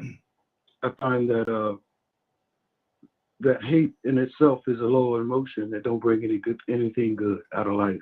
It makes you meet what you hate. It's almost as if there's attraction going on that you track inside of your experience. different things that happen a certain way based off just that you hate inside. I mean, a lot of people don't know you hate them, but in fact, you know that you hate, and see how it brings things into your life, and gives you cancer, gives you bad health, gives you headaches, migraines. But my whole general thing is that trying to look at history, and I think it's necessary to go back and point out things that was, I think Roosevelt really fine history, and he put it out in textbooks as far as view of history. A compulsory education was trying to get people really basically to prepare for jobs in the Industrial Revolution. They sort of extended the ages to keep kids at 15 to 16 up to 18 to get them out, to keep just having less people in the workforce. But I think that you got to do it. You got to teach it not with the emotion of blaming, judging history of times past by our standards today. If you're going to teach about slavery, you got to teach it in a worldview. You got to go to the origins. How was it? It's there in the Bible. It's there in Quran. It was something different. And then you have to just show how this thing that happened in America was totally out of the ordinary. 30 seconds. This was destroying and crushing the people. Go ahead, brother. You got 30 seconds. Go ahead. I got 30 seconds. Yes, sir. So with me, my experiment is my life. I know how life evolved for me when I was full with different kind of emotions, and I can see what happened in my life when I began to try to look for the good in this world, the good in people, not be judgmental, be open-minded. It was a whole going against a different vibe, because when I stood up, I was different than most of. It's like it's a balance. This history, I mean, golly, look where we at. Look where we came from. That's just real. They put a deadbolt in the Constitution. That was their mistake. The mistake was building a republic based off these words in there that was almost like that time bomb to destroy all those things. Because there was real, some states didn't want. You couldn't get agreement unless you made compromises. But I think it was the Creator putting in these words. We hold these truths, these self-evident, that all men are created equal. That was the bomb. Because now we could use that to make you stand up what you wrote down. Absolutely. So it's a long process, but eventually we're here where we are now. And this ain't the best place, but it ain't the worst place. Yes, sir. Yes, sir. And let me say, Raheem, even that was a lie. All men are not created equal. All men are created equally. There's a difference. You can't make a poor man equal to a rich man. But we all are created equally, meaning it takes 9 months for you to get here. It takes 9 months for me. So we got to see, you got to peep the lie. All men are not created equal. So we got to see. One at a time, sir. One at a time. Equally. Okay, Hicks, you wanted to say something? I'm saying it's like with all words. It's a matter of perception, how you want to see it. I think the essence of it's coming from that we're created with these things that we're given from the Creator, that we came here with, and that is a freedom. That's a freedom to be who we are, the freedom to speak, the freedom to joy. So that's like an intrinsic thing that all human beings have, period, given by God. That's the truth. And it don't come from a government, it don't come from that Constitution, but they put it there. But it came from the gospel. It came back to the whole concept, and the gospel was just a collection of things that went on 45,000 years ago when they wrote the history, even our origins. And the stories we get about that, like one guy said, there's truth in the Bible, and then there's a whole lot that's not there. I mean, they went and they destroyed cultures that had other origin stories. They gave us this origin story. In the beginning was the word. That's what they gave us. And we go through all these things trying to understand how it applies. But it do apply. In the beginning, I saw the words we use. Our words created. We have a power that comes from the Creator that's given to you. They have the power to use your words, to speak your voice and change the world. Okay. Words matter. Words do matter, brother. That's for real. I agree with you. Words do matter. We're just talking about the definition. Don't throw a definition of a word to people who know definitions. That if I tell you that ain't the definition, I'm not trying to say it's wrong. It's just that all men are not created. You don't make a man blind equal with a man that see. But we are created equally. And I think the founding fathers who did that was trying to make us think that. But we could peep. See, it's the same thing with the Christopher Columbus. Don't get mad when I peep. Oh, that don't make sense. Oh, and then somebody pointed out, and we still want to stay with, well, all man is heavily. Who was the ones who said that? The very people that didn't give us liberty. The very people who didn't give us justice. I understand. I'm not talking against what you're saying, dear brother. Believe me. I'm just pointing out another one of those inconsistent facts that until somebody tell us, then we'll scratch our heads. Well, damn, that does make sense. That does make sense. Thank you, brother. That's all. Good deal. Good. Let me do this. I got to pull some more people because, you know, we're getting into a tennis match right here. And I want to make sure I'm equal and I'm fair with everybody's time. Rico, what's on your heart, brother? Yeah, I think that last back and forth probably could go back and forth between man's law and God's law. Mm-hmm. You know, I mean, you know, I ain't gonna even get involved in that because they both probably mean the same thing to some people, so that might confuse some. But going back to the question you asked of why wouldn't they want correct history to be taught? First off, I think of the fact that the claims that are made is that it makes white people look bad and vicious and violent, and just puts all of them in that one group together. And Paul, aka Public Citizen, said that he's heard that same tactic being used. And I'm pretty sure there may be people that teaching critical race theory that's taking advantage of the opportunity to just boo-boo on white people. Just like I've seen footage of teachers in Vestavia Hills and Hoover and all over the United States that have said all kind of racist stuff to class fulls of white people that was caught on camera. Somebody was recording it, you know, and they were throwing their own little twist in along with what history taught about white supremacy and white power, being chosen, favored, the chosen people. So, you know, when you think about that, you ask the question, why would they want to hide it?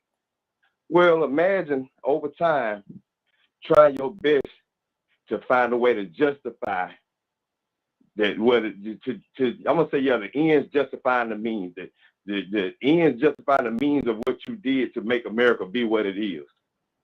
Imagine trying to justify black codes, peonage, Jim Crow, segregation, slavery.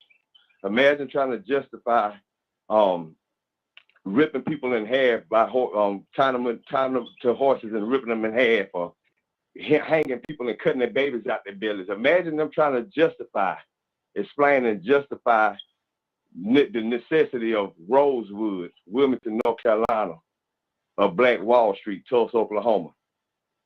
Imagine them trying to justify all the stuff that I showed in that book without sanctuary, all the medical apartheid. Imagine them trying to justify telling the father of black history, Carter G. Woodson, that he can't teach African history at a black college. Imagine trying to justify all this terror and all this bad stuff that went on for America to become what it has become, and say, well, you know what? It was necessary. We had to do it. And ain't you glad we did it? Because if we didn't do it, why, we wouldn't be the greatest country on the planet. Wow. Imagine having to justify that. So it's best you hide it and dress it up and make it sound good and heroic. Like they said, Pat Tillman went over there and died fighting terrorists, but really and truly, he died from friendly fire, and his brother had to sit back and lie about it. He watched it with his own eyes. Wow. Wow. But they wanted him to tell the lie, just so the story can sound good and heroic, all for the narrative. Makes me even wonder about 9/11. You remember what they said about the passengers overtaking the plane and making it not nosedive? You know, to me, I think it might have been shot down. Exactly. But that would be so horrific for them to actually tell that truth So they have to dress it up and make it sound good so it can be acceptable by the public. And they'll go down through the annals of history 30 seconds as the historic passengers on 9/11, was it Flight 93? Yeah. But really and truly, only a secret few people know the true history. We shot that thing down. Not only did we shoot it down, but we hit our own buildings and demolished them ourselves. And that was a necessity for that. Imagine them telling the truth about it, though. Exactly. 508-924-3521. 508-924-3521. Cassandra, what's on your heart? And Paul, coming to you next.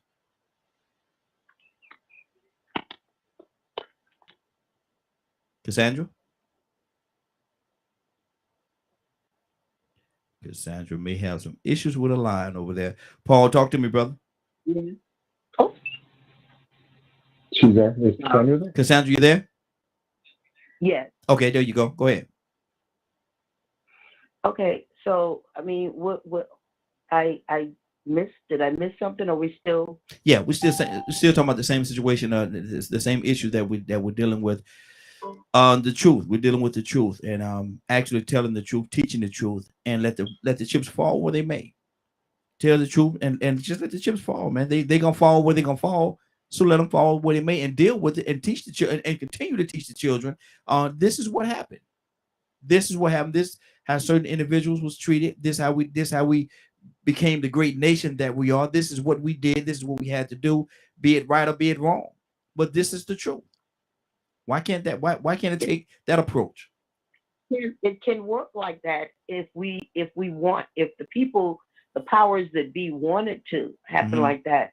It can work like that, and it's not going to traumatize their children, and it's not going to, cause all Black people to hate. You can always have, people that hate. I mean, they still hateful. I mean, not all, but you still have a lot of white people that they'll never accept Black people. They'll never accept Mexicans. And telling the truth, we might as well tell the truth. I mean, I can't deviate from that. The truth needs to be told when it comes to teaching the history of this country. Whatever that ends up with looking like or whatever, they just have to deal with it because we need the truth told. So I'm not changing from that. I'm staying right there. Exactly. Paul, talk to me, brother. Okay. Yeah. So one thing I wanted so many comments I could respond to. Like there's so many areas, but I just wanted to respond to one that Rika said about the racist teachers. And I've seen those videos with white teachers talking about Blacks and other non-whites, and that's a big problem. So that, and I think as part of like the education process to become a teacher, I think that's where critical race theory belongs right there, because that's where you're gonna get to you're gonna educate adults and teach them real history, like the real deep history, and that's very uncomfortable. And that's where you could talk about whiteness and that kind of stuff. When I walk in my door or when I walk in my classroom, close the door, nobody's watching me. I could say all kinds of outrageous stuff, and no one would ever. Well, unless the kid, told what I said. But I kind of tend to agree with Hicks more about like about you get it. Some people are framing it as, oh, it's traumatizing to whites to learn about the history. Well, maybe I don't think that's the issue. I think it's more traumatizing to non-whites. Really, I mean, it's like it can be very harmful. You could be, I don't know. I don't have the answer on that. I'm kind of working on this book, I guess, about anti-racism, teaching anti-racism, and I think like a lot of it is like all of us non-white people. I'm mixed, right? All of us non-white people were at a disadvantage, socially disadvantaged, economically disadvantaged, all these psychologically disadvantaged, because of white privilege and all these different things. I think non-white kids, they need like a guidebook on how to get through this society.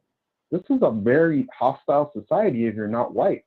So I think that, you know, what's our goal here? Is our goal here to help non-white kids as much as white kids have? I'm all on board for that. And that's kind of sort of separate from teaching history, but they're related. So, you know, I'm not necessarily worried about, oh, this white kid feels sad now because his great-great-grandfather, you know, was a Bull Connor relative or something. You know, I'm not concerned about that. I'm just concerned about non-white kids catching up to white kids.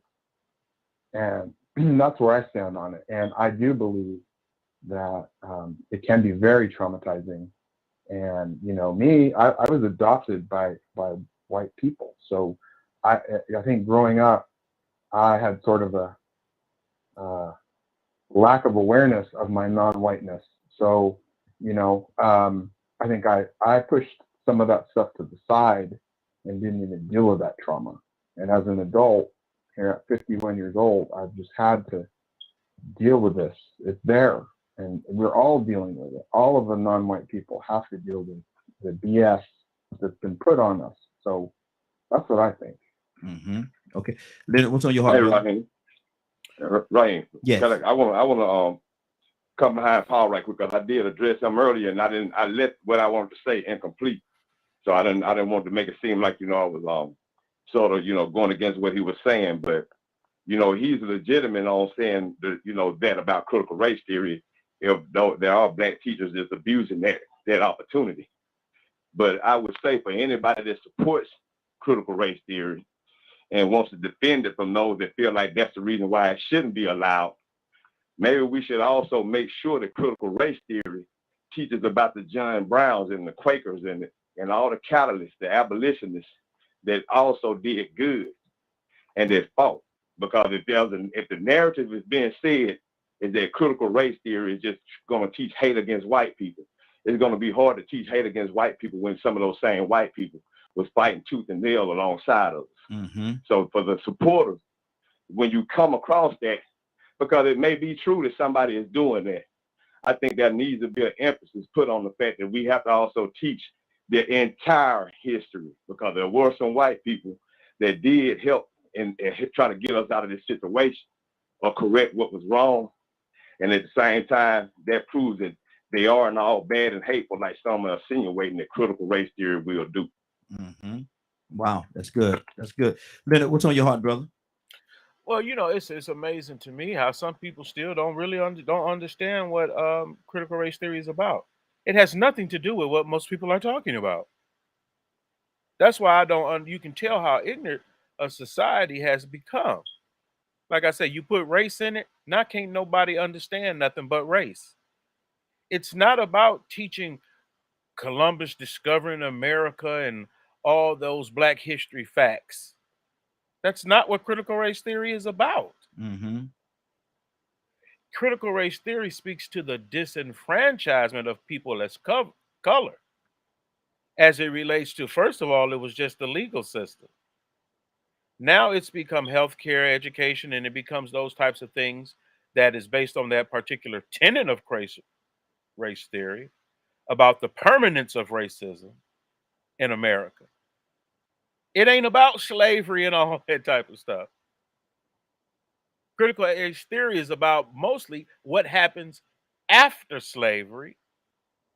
As we continue to become more evolved and teaching more, we still see racism in certain places. Critical race theory did not come from a feeling about Black people that way.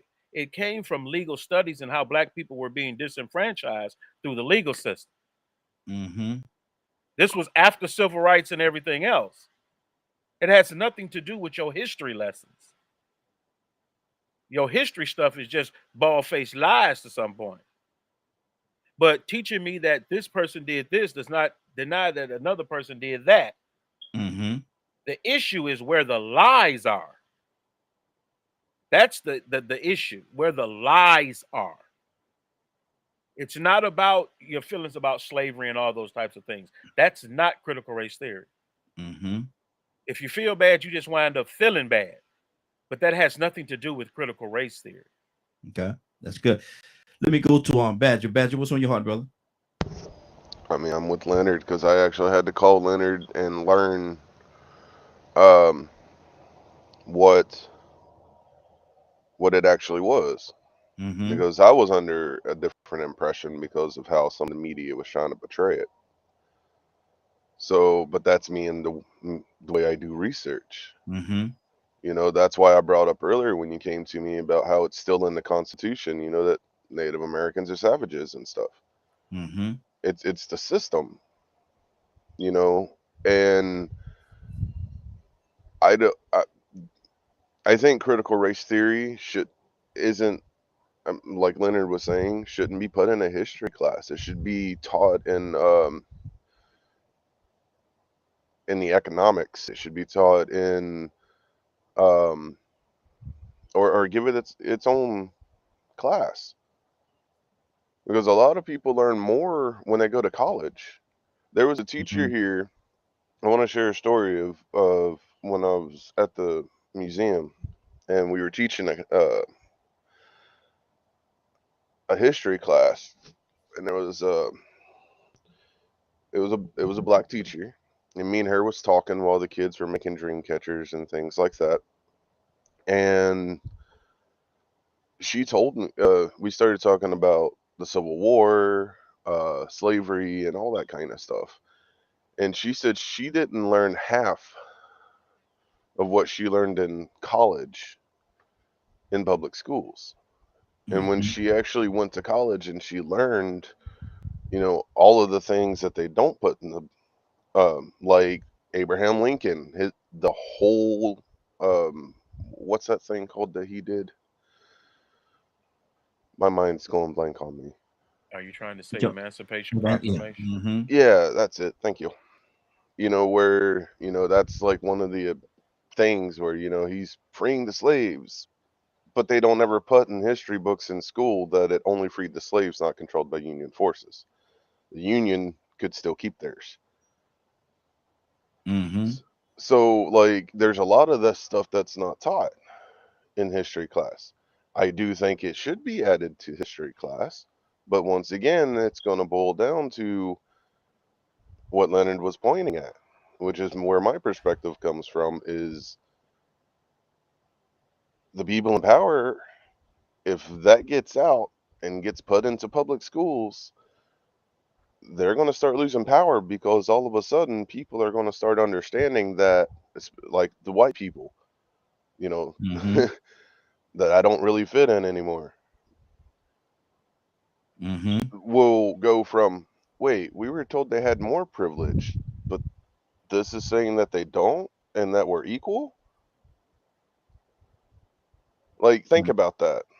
You have this massive majority of white people that I have to deal with every day, as well as other people, but me being a half-blood and looking more white, they think I'm white. But, you know, and I try to inform them that they don't get, no other race gets more access to things than we do. The only thing I could possibly say where that is kind of a fine line is when people come from overseas, like the people buying the gas stations and stuff, would be the only people I would ever say that would have a slightly better chance or privilege than the rest of us that have been born and raised here in America. I'm gonna play something. This young lady here, and Curtis is one of your favorite people, man. Jane Elliott. She has something where she's actually talking about. I've seen a lot of her stuff, and I just pulled this one up. I hope this is the one that I'm looking for. But it's talking about how can you talk to your kids about racism? How can you talk to your kids about racism? I'm gonna play that, and I want y'all to take a listen to this, and we'll be right back and discuss this when we come back. Here we go.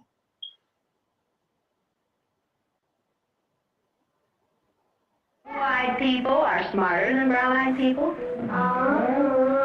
They are cleaner than brown-eyed people. They are more civilized than brown-eyed people. Prejudging people before you know nothing about them is you do it because you don't want to give up your ignorance. You want to continue to believe in the rightness of whiteness, and that is a lie. We have to give that up. Change the way you talk around your children. Is that the reason you hit him, John? Did it help? Did it stop him? I separated my students according to the color of their eyes, treated the brown-eyed people the way we treat white people in this country, treated the blue-eyed people the way we treat people of color in this country. Is there anyone in this United States that we do not treat as our brothers? You don't judge a book by its cover or a person by their skin. That only an ignorant person does that. And I would wear my sweatshirt on which it says, prejudice is an emotional commitment to ignorance.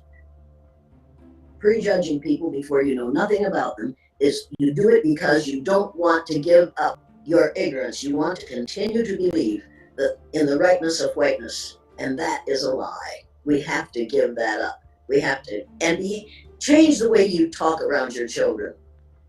Don't make those statements like, well, I don't dislike black people, but I wouldn't want my daughter to marry one. Quit saying things like that around your children. Quit making racist remarks around your children, because children will repeat those remarks when they come to some educator like me, and I'll have to say to them, wait a minute, do you have any idea how it would feel to be something like a person of that color? Would you like to experience living that person's life for a day? You brown-eyed people are not to play with the blue-eyed people on the playground, because you are not as good as blue-eyed people. And you have to teach children that you must not respect somebody who disabuses somebody else because of your reaction to their skin color. It's not because of their skin color. It's because of paleface's reaction, ignorant reaction to skin color. Skin color is real. It can't be changed. It shouldn't have to be changed, but we can change attitudes and behaviors, and that's what we need to do. Indicate to your children why those remarks are racist. Don't continue to allow that to happen in front of your children, because if you do, you are teaching your children what you will put up with. And if something is intolerable for my cousins of color, and we are all 30th to 50th cousins, then it's intolerable for me, and I will not tolerate it. And to act as though we are members of a different race is ignorant. Don't do it. Just plain don't do it. Human beings come in many different colors. Accept them as they are and enjoy them as they are. And don't allow anyone to tell you that you're members of different races.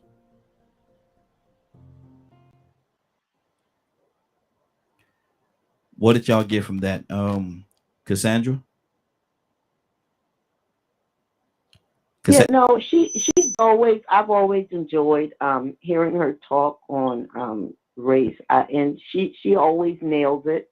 Her examples are so clear cut that I think any student that sits in her class, if they have crazy ideas about race, they should be totally straightened out. But we need more people talking the way that she does. Mm-hmm. And it does matter how you speak to your children about race. I know that I had a serious problem, like I said, with white people, because I'm from Charleston, South Carolina. I had a serious problem with white people.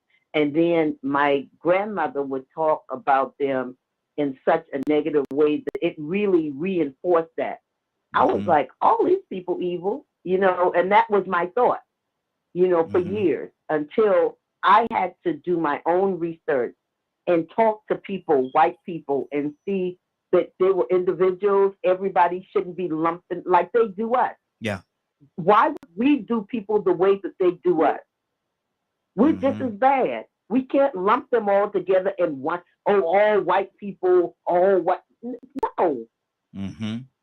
So, I love her, and I love how she teaches. Good deal, good deal. Toussaint, what's on your heart, brother?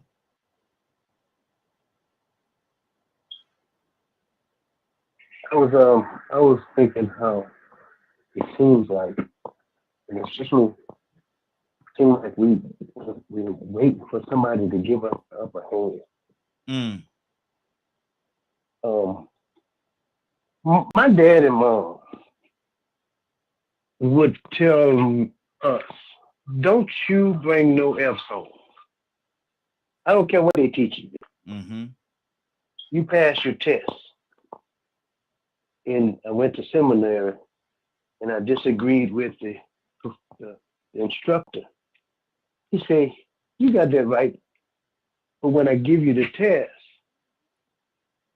in order to pass it, put what I told you." Yeah. Mm-hmm. So when you get out of the class, you can make your own decisions. Mm-hmm.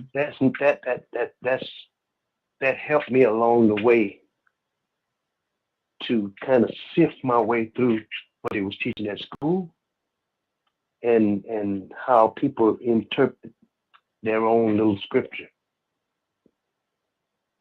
Because we can't believe everybody. Yeah. Mm-hmm. My dad and mom, they'd sit us down. They wasn't educated, but they wasn't stupid either. Mm-hmm. They weren't horrible parents.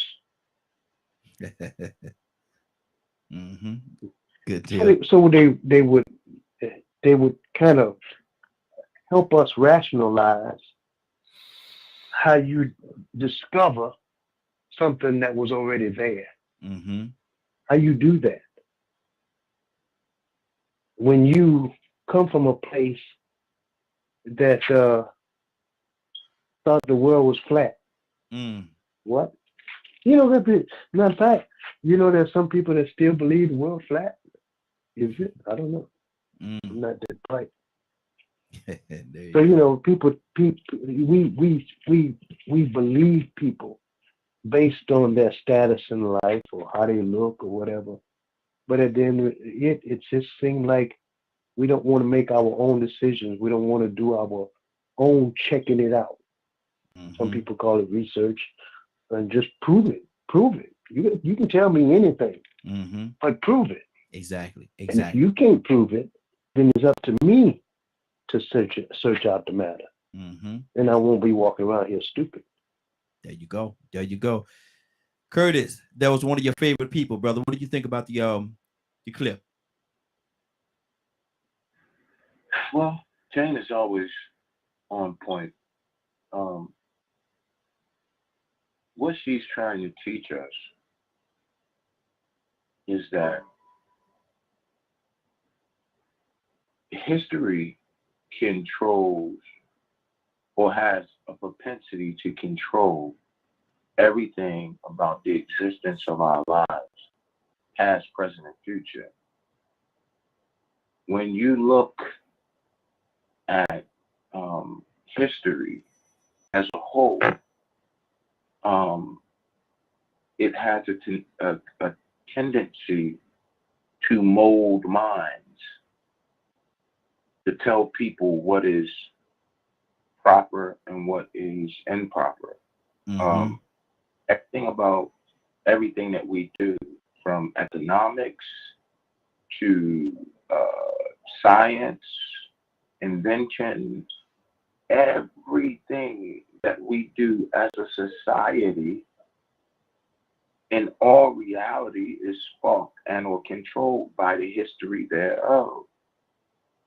So even good public policy, and in most cases bad public policy, is led by either positive history, negative history, true history, or false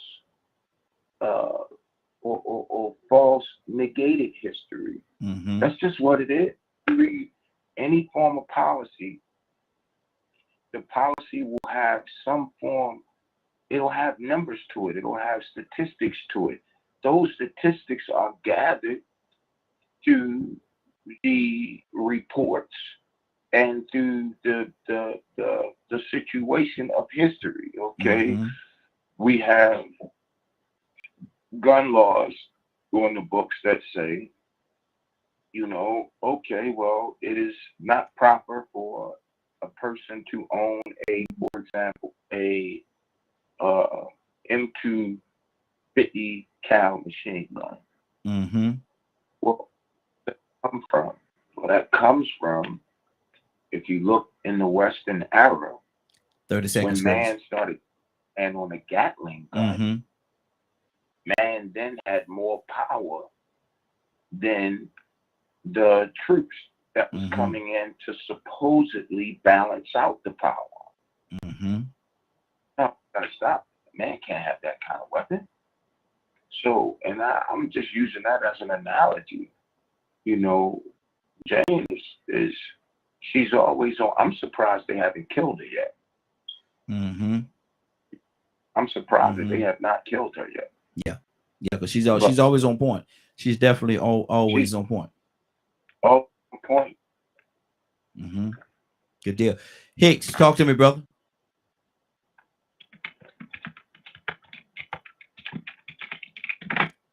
Hicks, you there? Yes, sir. Yes, sir. Talk to me. Yes, I'm here. Yes, sir. Well, she's always been enlightened to me.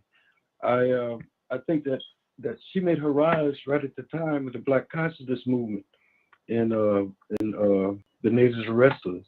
I think that she attempted to make white people see things that were subconscious about themselves.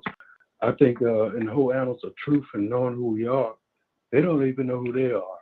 You know, they don't know what shaped them to where they are. So she's very enlightened. Always good to hear. Good deal. Good deal. Captain?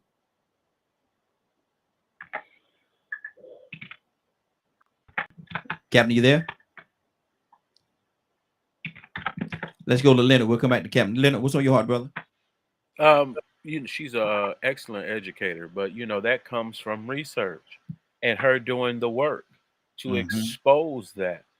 That was her passion behind it. That's why she's so successful at it, and she continues to, you know, gain in popularity because she's teaching the truth of the matter.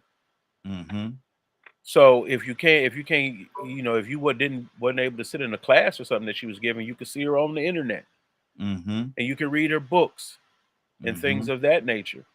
But she ain't just one. Yeah, she's just popular. There's this whole thing about one, you know, whatever you see on TV, that's it, and it's not that it's not it. It's an entire movement. Yeah, ain't that cut and dry? Right? It's not that cut and dry. There were Elliots before this. You know, and one for people to always assume that the truth is somehow should be kept secret or what, or you should fear telling it or whatever. To me, it's not always the case. It is, what is it going to do? This information ain't going to be no more responsible for people wanting to be involved in this movement than our actions, like she says. I'll go back to children, teaching children. Yes. That it's wrong to do these things. You haven't always taught that. Absolutely. So you have to teach that to your children. Your children will be raised then to fight against this permanence of racism in American society. That part is critical race theory. It's the permanence of racism. How do we defeat that? That's critical race theory. It's not you feeling bad because your daddy owned slaves. So those are the things that we have to clear up first. What really matters and what's just information, and what information do we use to make decisions going forward? Now, you can hang on to those things that make you upset as long as you would like. But at some point, you should want to educate yourself just like Elliot. And even pursue more work that she left as recommendations after her study. And that's what, you know, is so hard to believe, that people will take one sentence they preacher said, but here's a whole body of knowledge you could use as well from various researchers on the subject. But you don't want to know nothing. You don't want to know nothing else because your preacher said this. Or your preacher spoke out against this. Oh, exactly. I love my bishop, but everything he say, I'm gonna research. You know, he's a great preacher. He got that down pat. And so far that I've been there, he's a great teacher because he wants to be. So he want to make sure it's the truth before he even bring it to you. Yeah. Because he knows there's some educated people in his audience. Every black person ain't stupid. You know how many PhDs sitting out there in that audience? People working in various programs in government and everything else, responsible for writing public policy and law. You can call all them people stupid because they black. Wow. Rico, what's on your heart, brother? Badger, coming to you next. Man, yeah, I mean, really can't dissect that video or nothing that she does. You know, if anything, I could use it for reference. If anything, she breaks down some of the things that I'm trying to say, some of the things that we're trying to say. She put it in live, real-time action so you can see it with your own eyes. And if I ain't mistaken, I think she even did an experiment like that with grown people. And some of them white girls went to crying. It's unfair that you're treating me like this. You shouldn't segregate me. She did the blue-eyed gang with them too. Yeah. And the adults broke down. If I ain't mistaken, I think I saw that. But see, you know, it goes back again to education. And if you are educated, then it's really sort of easy for you to recognize propaganda and rhetoric.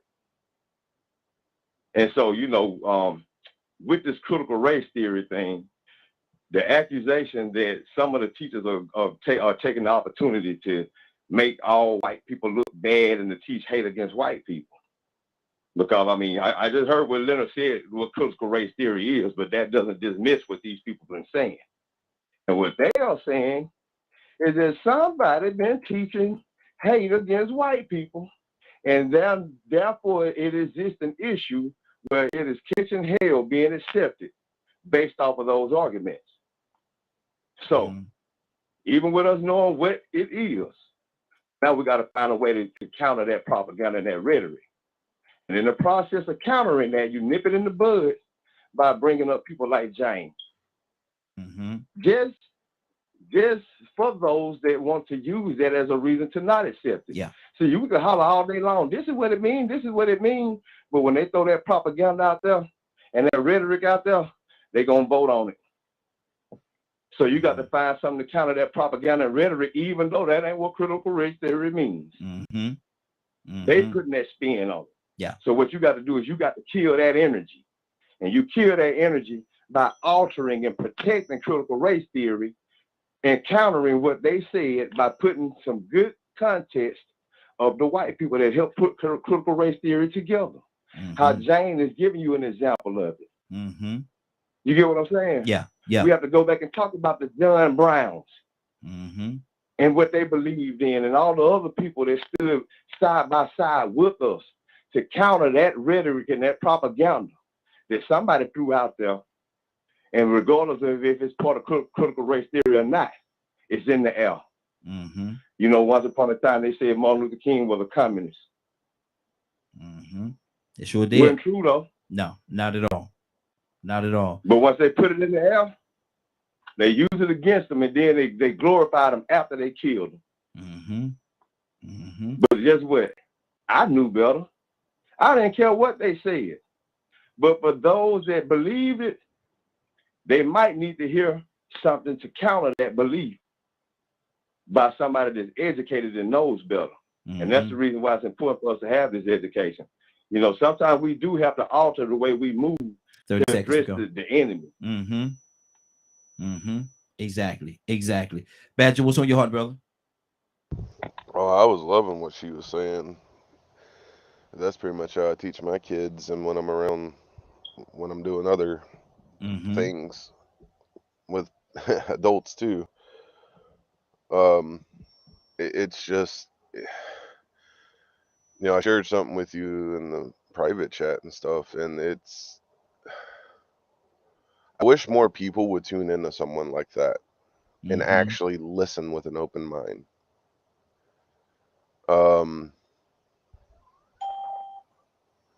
This is, no, I've made a comment a few times before that sometimes I very much dislike the color of my skin.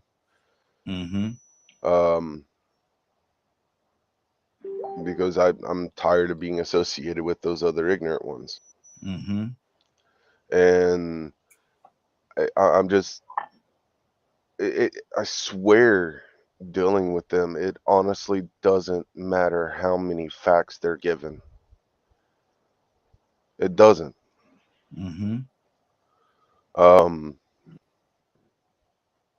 It blows my mind. I don't understand why it's so hard for them to realize that it's what that lady's saying is true. I don't get it. The brain cannot be that stupid. Wow. I can't believe God would put that many people on this planet to be that stupid. That don't make no sense. They need to wake up and quit listening to morons like Trump. 508-924-35. You better not come at me if you call. 508-924-3521. 508-924-3521. Give us a call. We'd love to hear from you. Captain, talk to me, sir. Man, did he say Charles? Did he say Charles? No. He said you better not come at me. Okay, I thought he said Charles. No. He said you better not come at me if you call. Captain, what's on your heart?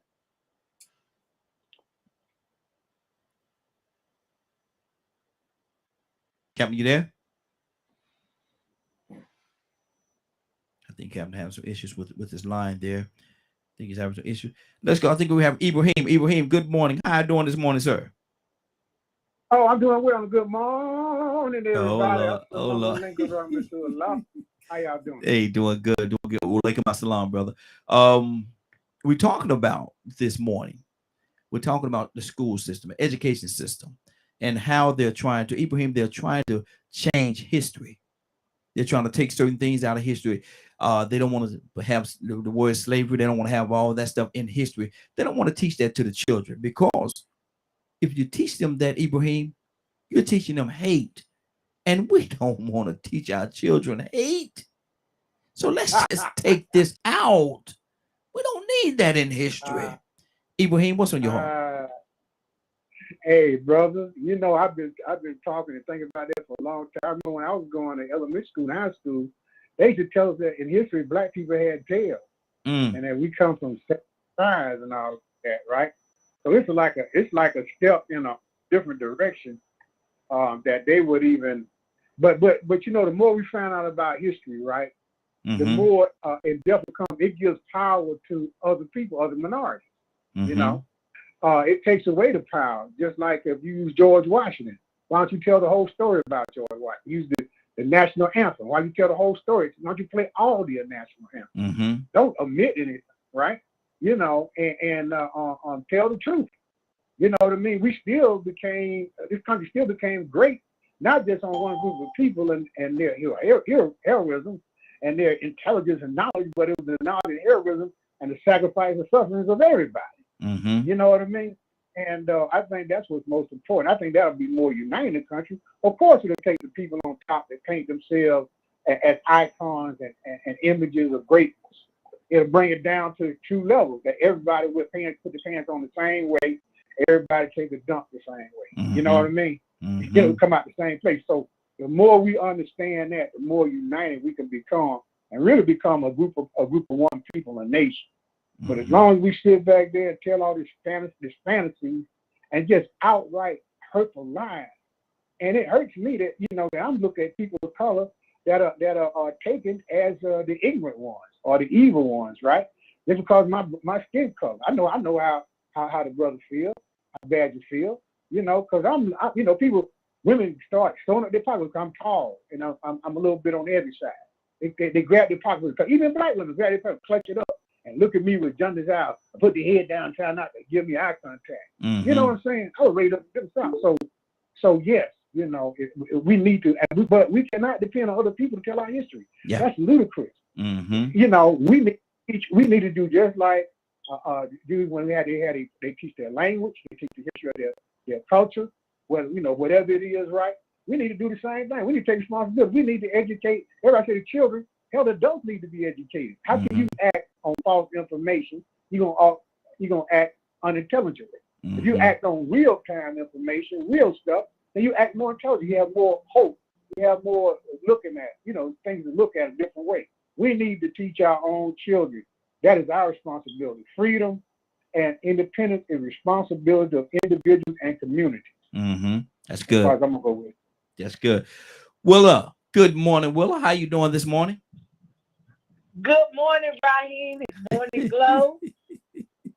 Willa, we're talking about history and the school system They're saying that what they want to do is they want to water down history.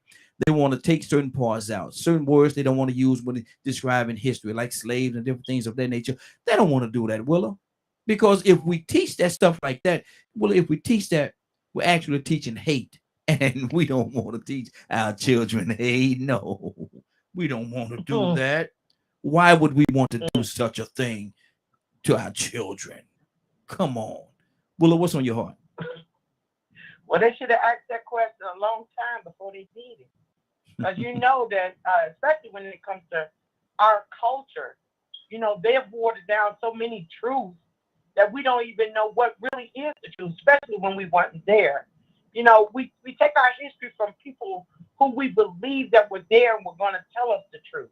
You know, especially when they talk about black, like I said, black history. I went to a predominantly white school, so black history wasn't something that was taught in general. You know, we was taught history, but it wasn't mainly based on black history until I came back in 8th grade when I went to a predominantly black school before I graduated. But, you know, there's reasons why people do things, Raheem. We know that, especially when we put certain people in office.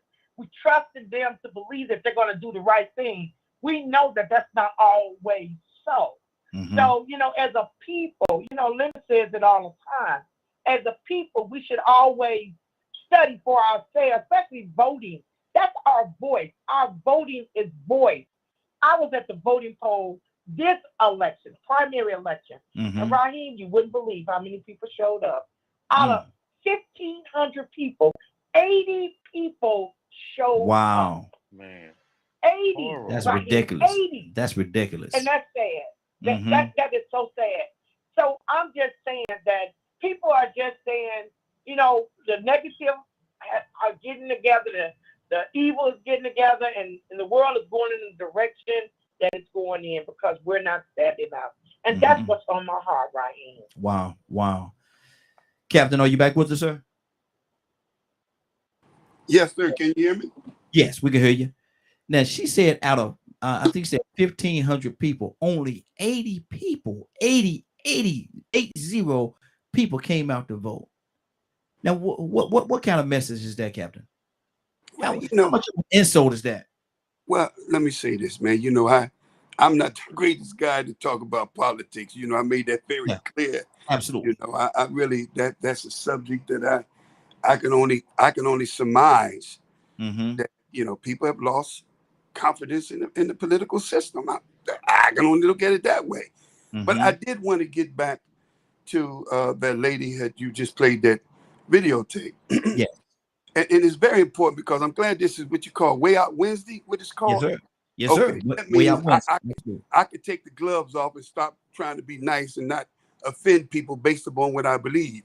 I'm tired, and I'm like my man, Professor Leonard. You know, if you're gonna deal with something, don't come to me if you don't know what you're saying in facts. Other words, critical race theory.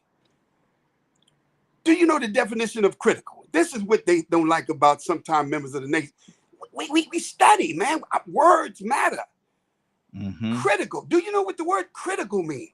Race. Race has nothing to do with color. Go into the Webster Dictionary, go in there and everything, and you see race of beginning to end. And so, you know, hey, where did color come in? Theory, assumptions, guess, conjecture, something that has not been proven true and factual. Until you prove it true, until you prove it factual, then it's no longer theory. So if we're going to use words, understand the words that we use. So when we get into, see, Brother Leonard is probably the most knowledgeable in that area. But critical, absolutely crisis, absolutely, and that's very serious. That's what it is. Critical means serious. Race, what? A color issue, a color theory? They ain't even been proven to be true. It's still in a theory form. So how are we going to come up with any conclusion when the juries is still out? No actual facts have proven none of this. So we arguing over something that ain't even been proven to be true yet, based upon what? A theory. So when we start using words, be careful. So when I was talking to brother, equal is not the same as equally. I know what I'm talking about. But if we get into our feelings and we get to begin to say, well, we hide our ignorance by going into God real fast, wrap ourselves in what God said, okay. But that's the same problem that we have in religion.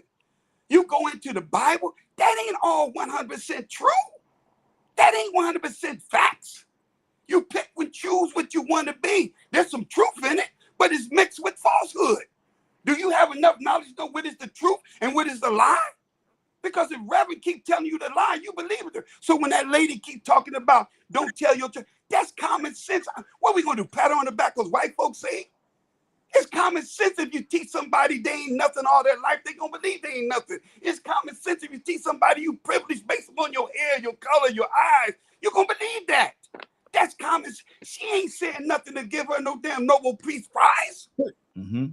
But that's how we are. White folks say, come on, man, I just have a problem with that. Then we have great black leaders say the same thing. Umar Johnson say the same thing, but you don't want to quote him. Ooh, because that's self-hatred. No black person can give us the truth, but white folks can. I'm not trying to not defend nobody, but I'm tired of this interior mindset that we keep portraying because we don't want to study. You don't want to look at the words you use, and then when somebody check you on the words you use, you say, look at this, I'm going on what it said, not what you think. You go to school, man, they give you a dictionary. Half the things we read, we don't even know the definition of them. And we use it so loosely. I'm sorry, I'm not that guy. I'm like my man Leonard now. Don't come to me with some ignorant stuff. If you're going to be straight, come with facts. We can argue on that, not assumptions now. Not what you think, not what you heard. Come on, facts. Yeah, it's way out. So that's me. I'm just coming out the closet. Look here. You went way out that time, brother. You went way out now. You know, I'm winding you back in. I'm throwing my hook.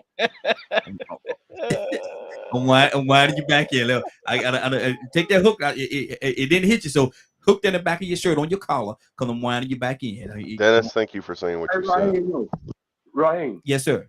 I need him to actually let me know if he's actually directing that at a certain comment that was made, because I mean I get the passion, but I mean I ain't getting the point if it ain't directed at something specifically. I think it was specific. I think what it was, I'm gonna let him speak on it as well, but I think it was based on a clip that was played. He was saying that we giving her a pass because of who she is, and don't give us the same pass to somebody that look like us in the same given situation. But Captain, am I on? No, absolutely right. I'm not. It ain't directed at nobody. I mean, listen, I can't argue with what people believe is right. I can't, but when I come with facts, deal with the facts. Don't deal with emotions. That's my point. I'm not the kind of guy you can just say anything and I'm gonna give you a pass. Where's that at, brother? I've been kind because this would make people turn off about us. If they ain't turn off about us because of our capacity, they turn off about us because we come with knowledge. And sometimes that becomes intimidating to ignorant people. That's all. And I try to hold back because, man, I just can't let you use loose words. So when you use the word emancipation don't mean freedom. Emancipation means I free you from my hand, but not my control. That's why he called it emancipation. But people would think that's freedom because they don't know the word of what emancipation means. Good deal. Good deal. Got to keep it going, brother. Cassandra, what's on your heart? I just came back on. What are we talking about now? You missed it, Cassandra. Oh, okay. Yeah, you missed it. Well, skip me then. I'll just listen in. Okay. Rico, was your question answered, brother? Yeah, but I'm wondering if we actually praising her, or if we just giving her credit for saying what we've been saying and what Dr. Umar been saying, because she actually made a video. She actually showed you in real time how it works. Now you can speak about it all day long, but it's a lot different when you have an example. So I mean, like I heard what Curtis said about it, and the reason why I give her the same amount of credit is for the fact that the tactic that she used to get that point across. Because sometimes you have to show people better than you can tell them.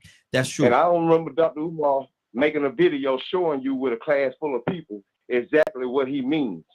I've heard him say, The change is coming. The change is coming. The change is coming. You see, delivery is everything too. And sometimes we might get the best message from the outside because that was a more creative way of delivering it. It ain't about sucking up to her and praising her because she's white. It's about no. I'm not saying. Listen, hold on. I'm not saying that, brother. Don't take my word.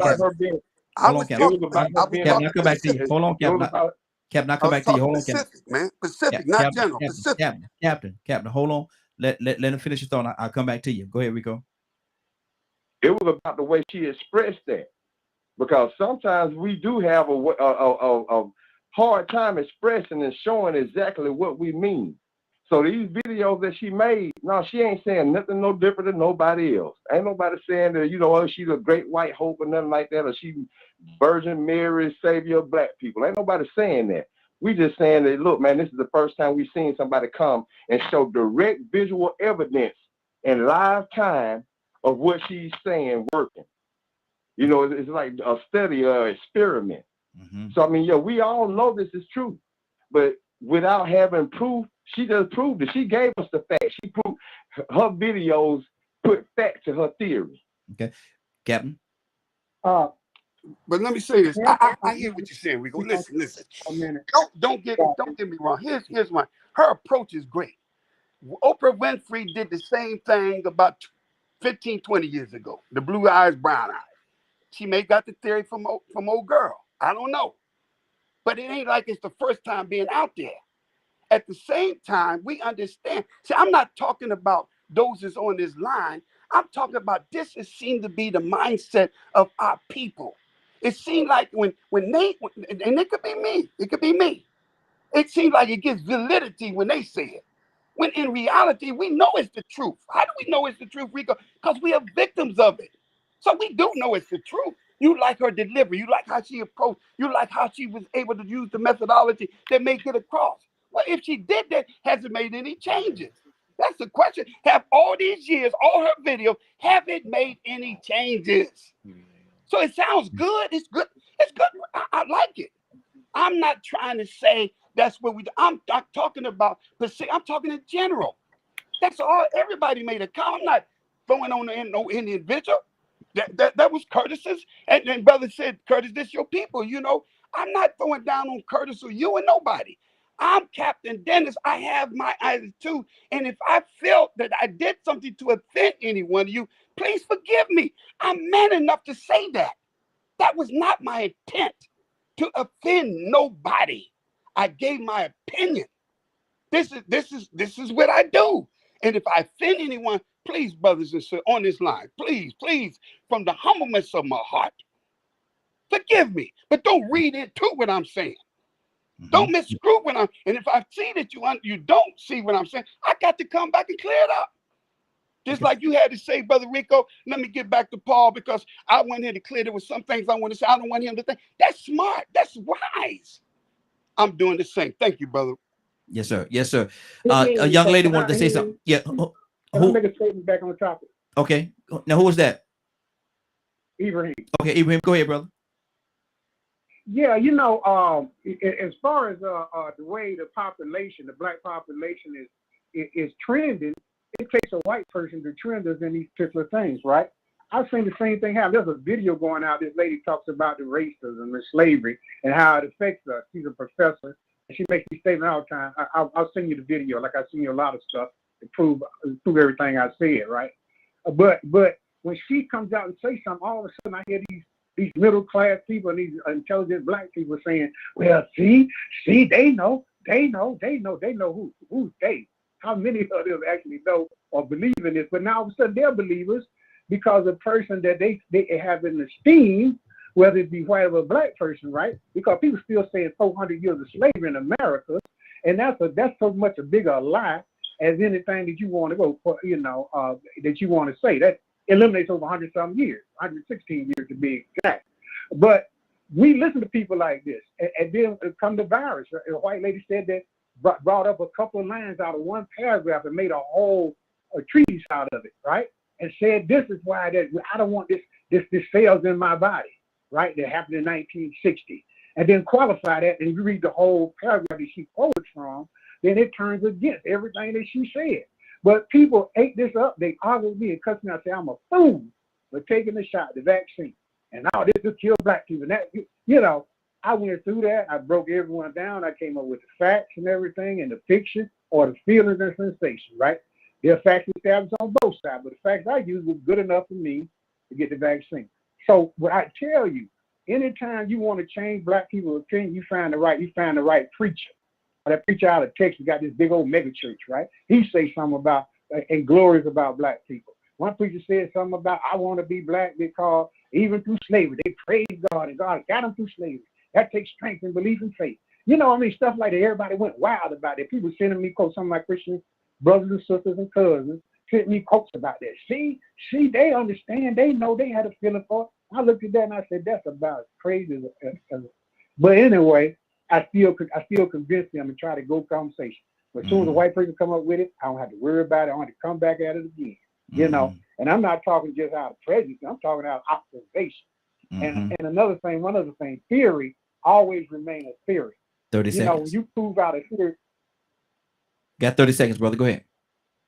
Okay. When you prove out a theory, that means that you're doing the same experiment over and over again, and you get same or similar results. There's no such thing 100% truth or 100% fact or 100% truth. All right. Thanks. Sir. Good deal. Good deal. Anybody else have anything they want to say? Yes, ma'am. Yeah. So what I wanted to say this about Jane Elliott, right? Jane Elliott has been doing this since 1968, right? Okay. And she targets her audience is white people. If you are trying to change the ideologies of white people, then that's who you talk to. When a lot of times when we're talking about race, we're talking among ourselves. What good is that doing? But if she can change one mind, which I believe she has changed many minds over the years of white people concerning race and black people, then she has done a great job. She's not trying to change everybody because she knows, I think she's intelligent enough to know she can't change everybody. None of us can. But if you can touch the lives of somebody and change something, an ideology that's wrong, and make them see that, then you've done your job. So I don't think and I've listened to her a lot, I've never heard her try to say she's trying to reach everybody or she's, going to do something magnificent. But she has done something magnificent because it has been proven the students that have been in her class, their mindsets about race has changed. I just want to say that. Good deal. Good deal. Let me see. We got so many people here. Can I speak? Yeah, go ahead, Benj. So I was sitting there thinking about what Gap was saying, and I understand where he's coming from, or at least from my perspective. And it was what I was trying to hint at earlier as well. And I've brought this up multiple times too. There's a lot of the younger generation that don't think that way. Most of the more, I guess I could use the word hardcore race issues and things of that nature is usually with the older folks. So it's because the younger generations, my age or younger, are dealing with a lot of stuff. They can't just work a job and buy a house anymore. They acknowledge that racism exists, but they work hard not to let it affect them. And they work hard to try to make sure it doesn't exist. There's a ton of young advocates out there fighting every day. And they're changing the mindset. But they're having to deal with the economy as a whole, trying to be able to work, trying to go to college, trying to fight the corrupt system that we have. Well, not corrupt system, the corrupt people in our system. They're having to deal with, my view and my opinion, a religion war. Because if you don't believe a certain way, you can be totally exercised from a community. Still to this day. Mm-hmm. So there is so much going on with racism, separation tactics, that you have to get educated. You can't just speak from personal experiences. You know, the area that I live in, I deal with so many racist white folks, it's not even funny, but I fight them constantly. I provide facts and everything else. They don't want to hear anything I have to say because it's factual. I can prove it. And they'll still sit there and go, well, I don't see it. Mm. So, like, even if it happens right in their face, and there was a few times that it happened right in front of some people's faces, and I'm like, that is racism. Mm-hmm. And it just goes right over their head. Either it's almost like the ignorance is bliss attitude. Mm-hmm. If it's not on the news or not said by a president, because white folks have unfortunately learned to become sheeple, until we get good leaders, I have a hard time believing the majority of white people that are ignorant are going to change their mind. Mm-hmm. Wow. Let's keep this thing going. We got a few more minutes. Let's go to Paul. Paul, what's on your heart, brother? Okay, thanks. The thing that stuck out to me on that video was just one line in particular. She said, "Prejudice is an emotional commitment to ignorance," and I'm sure other people have said that in other ways. I'm sure we've all thought that, but that's deep, you know, and that's universal, and that applies to all of us because we all have prejudice and bias and stuff, and we have to fight against it. So, I mean, I could teach that right now. I could walk into a classroom right now and teach that to kindergartners. I could teach that to 8th graders. I could teach that to 12th graders. I could teach that to anybody. Mm-hmm. And just to circle back to what Rico was talking about the teachers who are saying anti-white stuff, it's mostly white liberals who are just kind of new to learning about racism, and then they get, you know, really emotional, invested into it, and they just say the wrong thing. That's my opinion. My other opinion is we need more black men in education because they're highly underrepresented. My mentor in college was a black man, and I love this guy because, you know, he spoke with such passion about these same topics we're talking about here. So, you know, there's clearly we have plenty of brain power in the black community. So that's what we need to do is get more black men in education. Mm-hmm. That's good. Curtis, talk to me, brother. What's on your heart? Okay, I'm going to say something. And please, no one take me out of context, please, because I understand both sides as a human services guy, counselor, coach, and all of the above. I understand it. But I need for somebody to tell me when the history of this country was peaches and cream. I need somebody to tell me the history of this country was not hurtful to a given population, culture, and or set.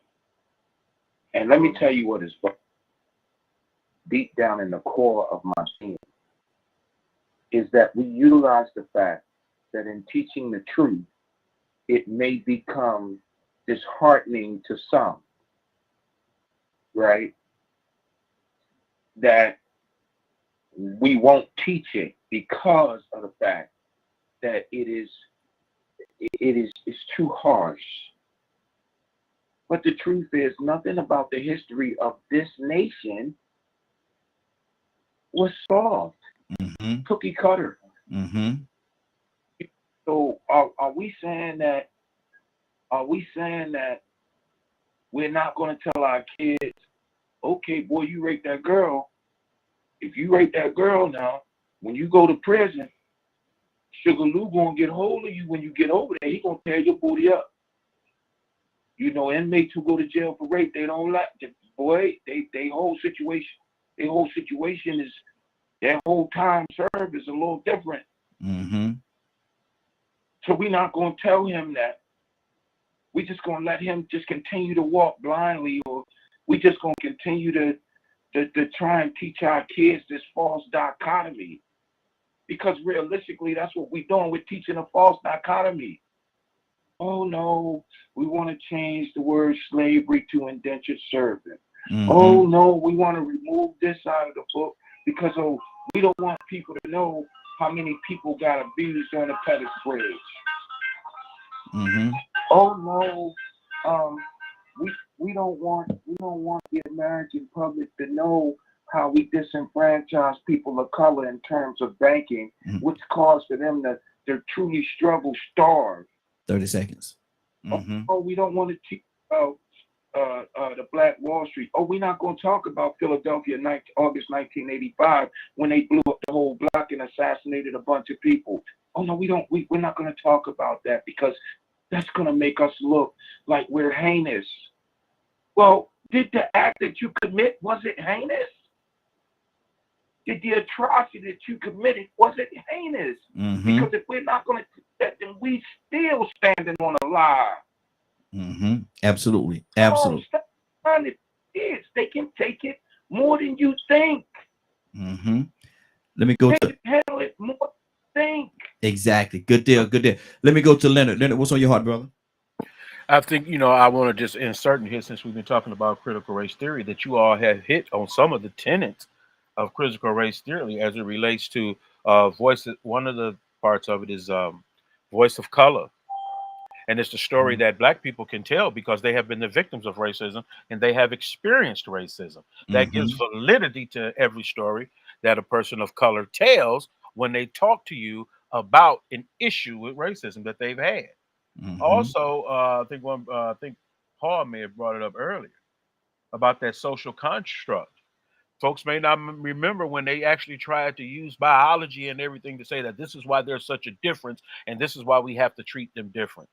It didn't last because it wasn't true.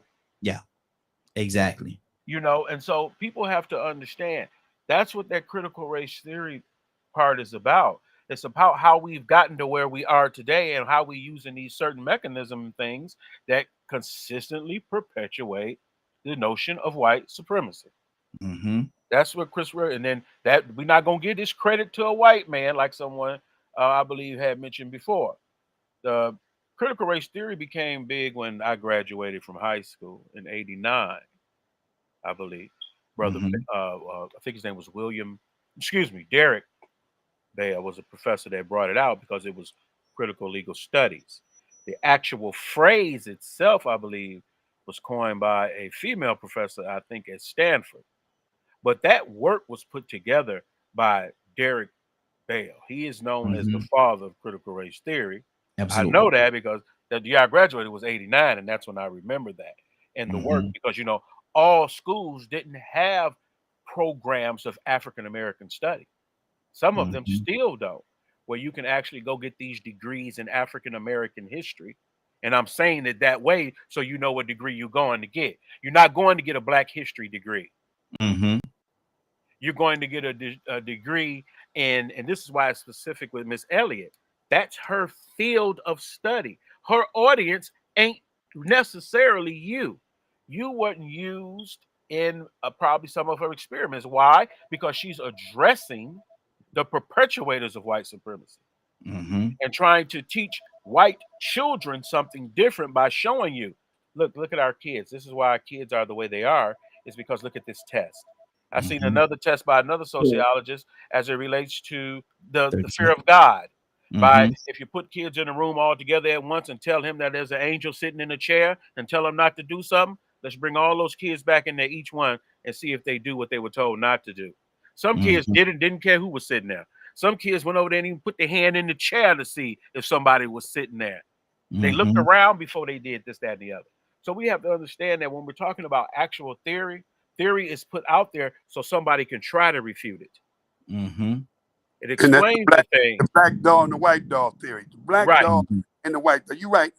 It explains the things and it helps you understand the thing better. Yeah. When you can see this type of work, because it's an exhaustive work. It is through experiment, through permission, through other peers have looked at this work. Everything. People have challenged this work and you have to defend that work. And if you are successful in that, it becomes a theory. I think when we got off track, Umar is the worst representation of anything educated in black, period, because of his behavior. And the Negro still owe me $20. Wait a minute. Wait. I said he owe you $20. Hold on, bro. No, he's right. He's right. He probably donated to that school that he never did. He's a crook. As much as I love that brother, I hate to see what happens to him. But he needs to get my 20. He needs to run my $20. Is what he needs. Well, hold on now. How you gonna throw that and he owe me $20? Because he owed me $20. Lord Jesus. But just to bring it back, even with my dissertation, I was told that I couldn't use Brother Kunjufu's studies by another black man. Wow. Wow. Because the board was less likely to approve Kunjufu's work as it relates to psychology and African American boys. How can they discredit his work? Because if they go back and find out that your work has not been tested properly, or they don't consider you a scholar, they'll sit there and try to refute or go against the work that you're doing. Wow. And see, that's one thing that, people don't understand is when you see theory, it's a lot more than you sitting around talking to your friends. That ain't theory, talking to your friends. Theory is when you put out something and you say, I'm going to defend what I say if any questions come about. Now, Leonard, you're over your 3 minutes now. Hold on now, preacher. Hold on, preacher. Let me go to Willa. Willa, what's on your heart? Everybody's making great points, Raheem. When you talk about our history and then truth from fact, you know what I'm saying? But we are as people, and then be like you in church. If it ain't for you, don't pay no attention to it. We're some of the laziest procrastinators, and I say that because I'm a Sunday school teacher, and then you would think that would be like one of the most important things that you would come to, because you're really trying to study the Word of God. You're really trying to get the truth, because that's what it's based on, the truth. Especially trying to believe something that we've never seen, that we are using it based on information that we received from someone else, a book, or whatever. Because the Bible says that faith comes by hearing. So tell me how you're going to hear if you're not there. So whatever it is, and you're not studying, people they just want somebody else to do the work. That's how I see it a lot of times. So it frustrates me, but it's just like what Ms. Cassandra said.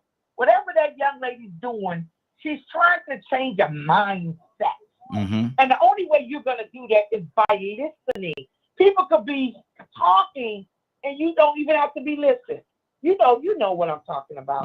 People talk to you, what you say, So until we understand that concept, we're going to be in the position that we're in. That's what's on my heart, Raheem. Good deal. Good deal. Well, listen, what's on my heart is this 10:04. We got to get out of here. This has really, really been Way Out Wednesday. This has been Way Out Wednesday today. So I want to thank everybody for joining us and participating, everybody for listening. Rico, if everybody's free around 3 o'clock today, what should they do? You should tune in to hear or see the rebroadcast in its entirety. There you go. On www.dklmediagroup.com. Good deal. Good deal. Willa. Hey, Raheem. I told my conference, y'all got to be quiet now for to get ready to talk to God. Look at, I just want to know, are you ready? Raheem, let me tell you something. I am so ready. You sure you ready? I am so ready to talk to my Father this morning. Yeah, I am. You sure you ready? Come on, Raheem. Come on. Willa, I'm ready. Let me go. Let's go. Amen. Father God in heaven, Lord, we thank you this morning. We thank you, Lord, and honor you this morning, Lord. Father, we thank you for waking us up, giving us an opportunity to get our relationship right, Lord. Father, you said that you are the truth. And Father, I believe that you are. You said that your truth is a buckler and a shield. Father, I thank you for the protection, Lord. I thank you for what you do in my life.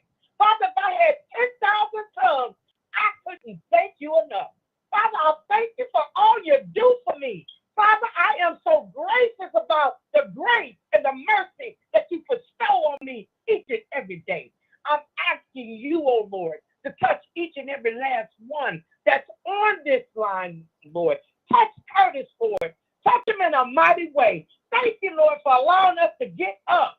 Touch Raheem and his family. Keep everyone safe. In Jesus' name. Amen, amen, amen. Amen. See, that's where you end it right there. Amen. Anybody have anything on their heart before we get out of here? Raheem, we Yes, want sir. to remind people, because we talk a lot about it and issues.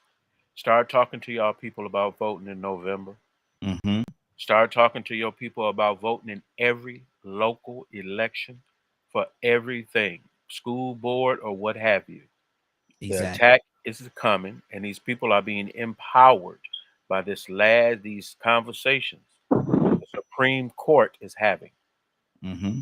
Mm-hmm. They will try to follow suit in your local areas. Now, Linda, are you gonna vote for a Herschel? Who? Herschel. I wouldn't. You know what? I'm not gonna denigrate the man. I'm not. Lord Jesus, forgive me after that beautiful prayer that Willa just taught. Yes, we just had prayer. I'm gonna go with the elders on that. We just had prayer. But you know what? I wanted to see who was gonna say something. So that means Cassandra's gonna vote for Herschel. I done figured it out. Stop. See, I got a Cassandra. How you gonna start a mess at 10:06, 10:08? How? I'm just saying, Cassandra gonna vote for Herschel. She's voting for Herschel. I done figured it out. I will not say a curse word because Lola has done a beautiful prayer. Yes, ma'am. We're gonna end right there. Yes, ma'am. Yes, Good ma'am. deal. On that note, I want to thank everybody for joining us. And more than that, I want to thank you for allowing DK Media Group and Associates and the Morning Glow for being a part of your day. It is now 10:08. You're about to exit the Morning Glow. But before you go, I want you to do me two favors, if you will.